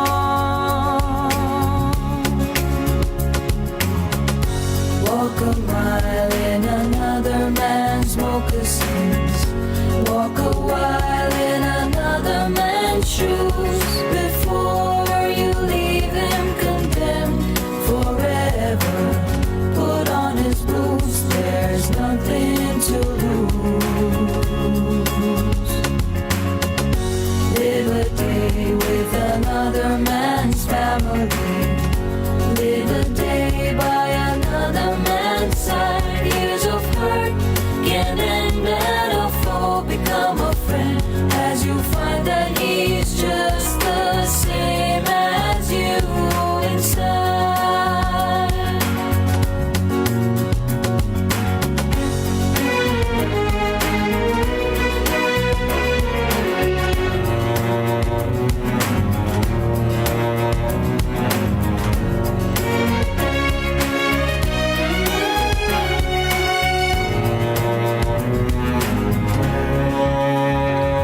How easy to look wise through those always knowing eyes, so strong and so sure.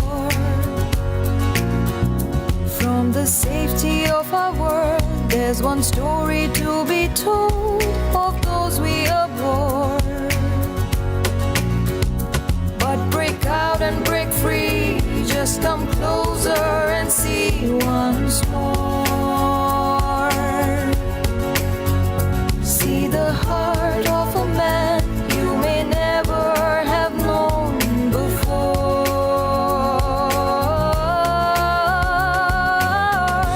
Walk a mile in another man's moccasins. Walk a while in another man's shoes before you leave him condemned forever. Put on his boots, there's nothing to lose. There's nothing to lose. Live a day with another man's family. Live a day by another man's side. Years of hurt can end and a foe become a friend as you find that he's just the same as you inside. Years of hurt can end and a foe become a friend as you find that he's just the same as you inside.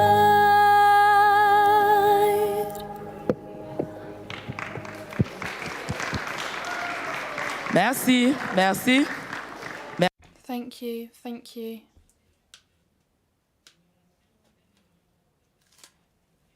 This is very important. This allows us to think about the next steps. So we are going to finish our conference. We are going to follow the indications that he gives us. Over to Pam, you have the floor. Now comes the easiest part. Walking a mile in another man's shoes. So, a dedicated team of more than 30 individuals have been working for over 9 months with the spirit and essence of servant leadership. And despite how much the team tries, we certainly cannot always walk in all of your shoes. And to do that, we want, of course, we will reflect on it, so on and so forth, but we also request you to fill out the evaluation. And that will help us walk in your shoes with the hope that the next time we do this, it will become much better. So there are several ways to access. There is a barcode up there. you can just take a picture of it. There is a link. But if you also go to your app, within the app on the home page, there is something called surveys, and there it says HWP participant questionnaire. So I request all of you to take your phones out and fill that. And for those who do not have their phones or are not logged in or just don't want to do it, we have some copies and we'll be happy to distribute. I'm also here standing, so if anyone has difficulty accessing the app or the survey, they can just raise their hand. I will come to you and I will help you with it. Sure. Sure, sure.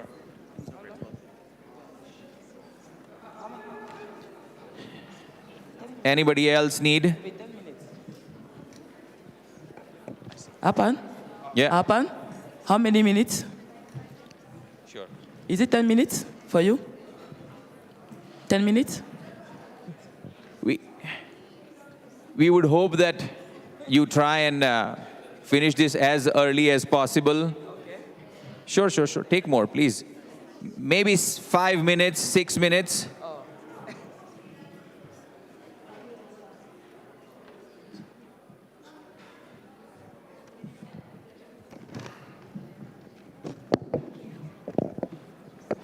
Are you able to access it through the app or through the barcode?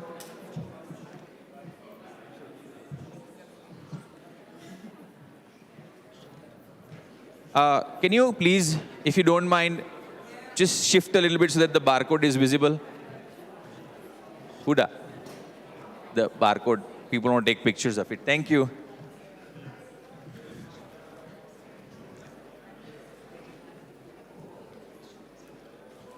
If anybody, were you able to access it? Yeah. Everyone here able to access? Not able to access? Not interested? Anybody needs this? Okay. Everyone here, all good? Wonderful, thank you. Everyone here, all good? Okay. Yeah. No. Oh, no, English. Okay. Trying to give everyone this if they need the evaluation question.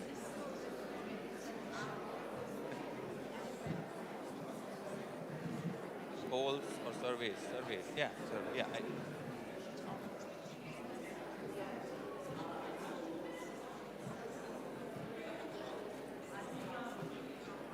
I said see. Okay.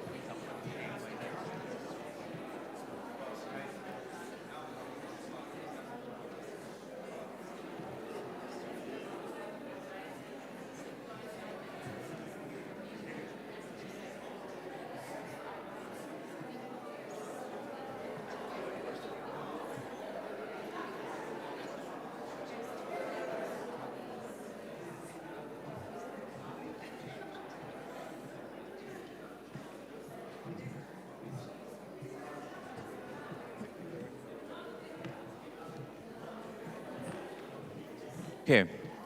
I think everyone, hope you are having fun. You can continue filling the evaluation, and you can also, if you've taken the written form, you can continue and just drop it at the welcome desk at any time, or if you see me, you can give it to me. And while you all continue to do that, I now pass it on to Imad, as he has some things to say.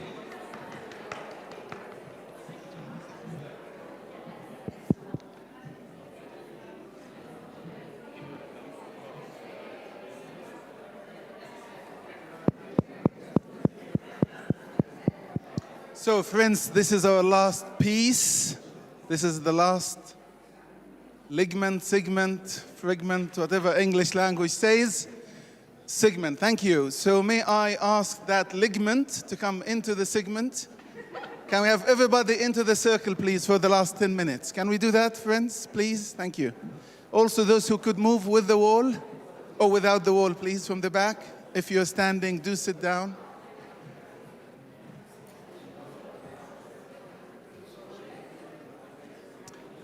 If we can do it swiftly. Those who are signing, if you could finish and also take your seats, please. I'd be grateful. Merci. Thank you. Come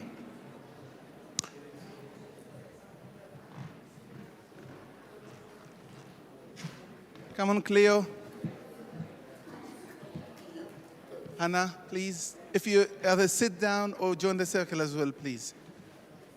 I will also, I think, sit down in a minute. Thank you very much. I've just been asked to give the vote of thanks, but listening into the morning and into the last 4 days, I feel I'd like to invite all of us to maybe, if you'd like to close your eyes, but to acknowledge ourselves. It's my president, I can't say much. Just to acknowledge ourselves, we've been on a journey. We've been on a life journey. We've been on a physical journey. I think we're all in transition.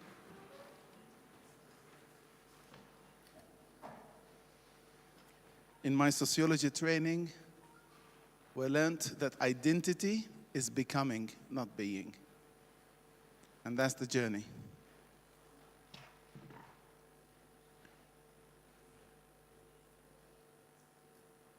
We've been talking about healing the wounds of the past, and it's really important to acknowledge there's the healing bit, there is the wounds bit, and there's the past bit. But there's a lot of pain right here and right now, and we need to acknowledge that. And I'm reminded by a Swiss colleague who left this world, sadly, who was facilitating a group of Bosnian mothers who lost their children. And the dynamic didn't work. And in the end, it came out that how can you, a Swiss person living a good life, understand bereavement and loss? What have you lost? Only to find out that the person has never managed to have a child. And what that means. And that journey, that silent, painful journey, somebody who would like to be a mother or a father and cannot be. So there's a lot of assumptions. And my conclusion on this part is that pain is in the eyes of the beholder. Just like we talk about love is in the eyes of the beholder. My pain might be small or massive to me. You may not see it in the same way. So we need to acknowledge the pain, the suffering, right here, right now, and in our world.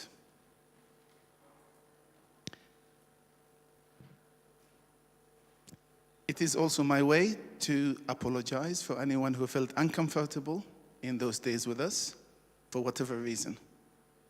So I speak as Imad, I speak as the Executive Director of Initiatives of Change International. We did our best, with the best of intentions, but we can also fail knowingly and unknowingly. So please accept that apology from us if you feel it's needed and it's wanted. Let's just take a few seconds in silence before I move into the vote of thanks.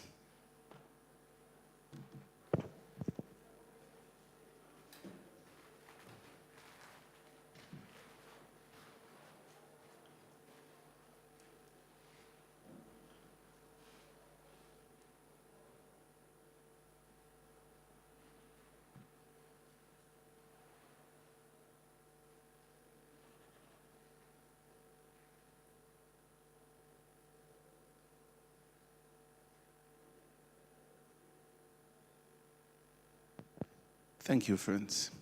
The journey I was talking about when it comes to healing is that I just want also to acknowledge that some people in the house might feel that they're able to practice healing, to offer healing, to help people with healing. But others are still wounded and need their own journey to get to a stage where they become wounded healers. In Initiatives of a Change, and I'm saying this to remind myself, those who've been with Initiative of Change for so long and those who might be new, we don't actually do healing. We don't do peace work. We're not meant to do dialogue. That's not the work of Initiatives of Change. That might be a byproduct of what we do. Our business is change. It's transformation. It's creating the space where change can happen. And the founder of Initiatives of Change said, when people change, situation changes. Now, some of us might become skilled and expert in peacemaking and healing and dialogue, that's fine. But we create the space where these things can happen. And this is the space that the journey we've been on here is a journey to following our mission statement to inspire, to equip, and to connect. So I do hope that some of you would have felt some of these things, to inspire, to equip, and to connect change makers in the pursuit of a just and peaceful world. Just and peaceful world. So, I'm going on, so I'm going to stop myself and say to you all, in the name of and on behalf of the President and the Council of Initiatives of Change International, the President and the Council of Initiatives of Change Switzerland, to thank the team who has carried all the planning and delivery of the Co-Forum first part, Healing the Wounds of the Past. And I'd like those people to stand up if they're in the house. Thank you.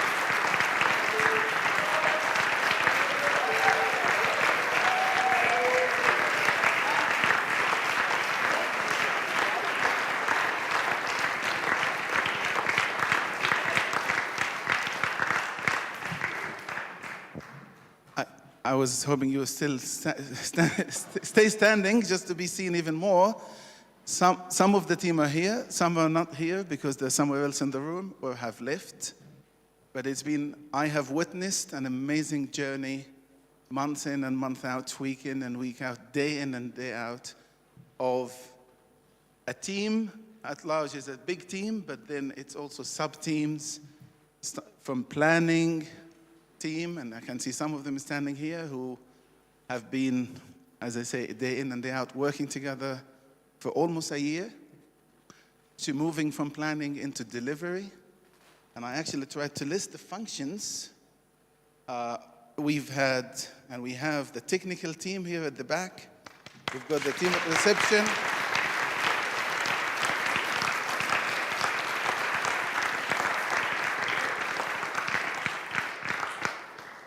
You've been welcomed by reception and by the welcome team. They're there at the back.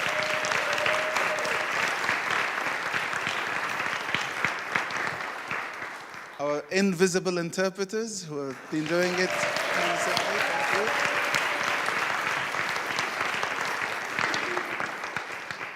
We have a wonderful communications team who've been doing a wonderful job facilitating all of this.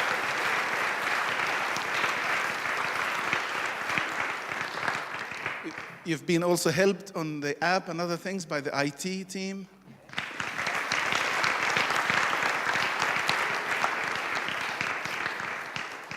There's also the people who've been doing the secretariat behind the scenes.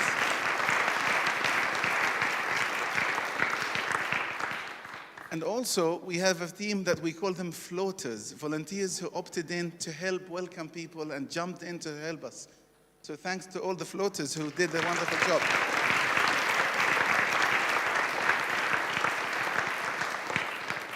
Finally, just on this list, the future. So the team who looked after the children. So thank you to the all volunteers.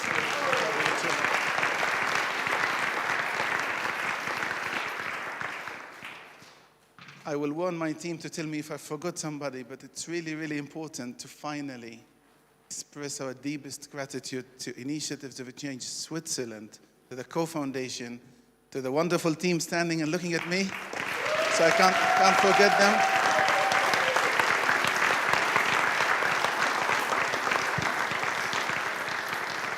And those standing are the ones who could come with us, but let's just remember all the food and beverages, the team, the work that goes on there, all the work with registration, which has been okay. Yeah, it's been tough because there's been a lot of demand, the housekeeping and all the rooms and allocations. So thank you to everyone who's made this possible.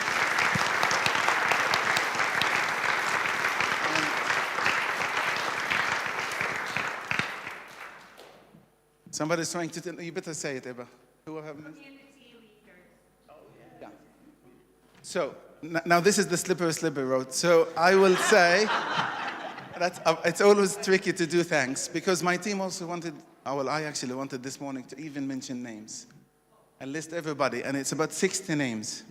So it includes community leaders, workshop leaders. It's just a massive list, and I know personally they will accept it in their hearts that they're acknowledged and appreciated. And I know they're not doing it for that, but it is important that we do acknowledge and appreciate people and ourselves in this journey. So the final thanks is to each and every one of you here, no matter what capacity. Without you, there's no forum.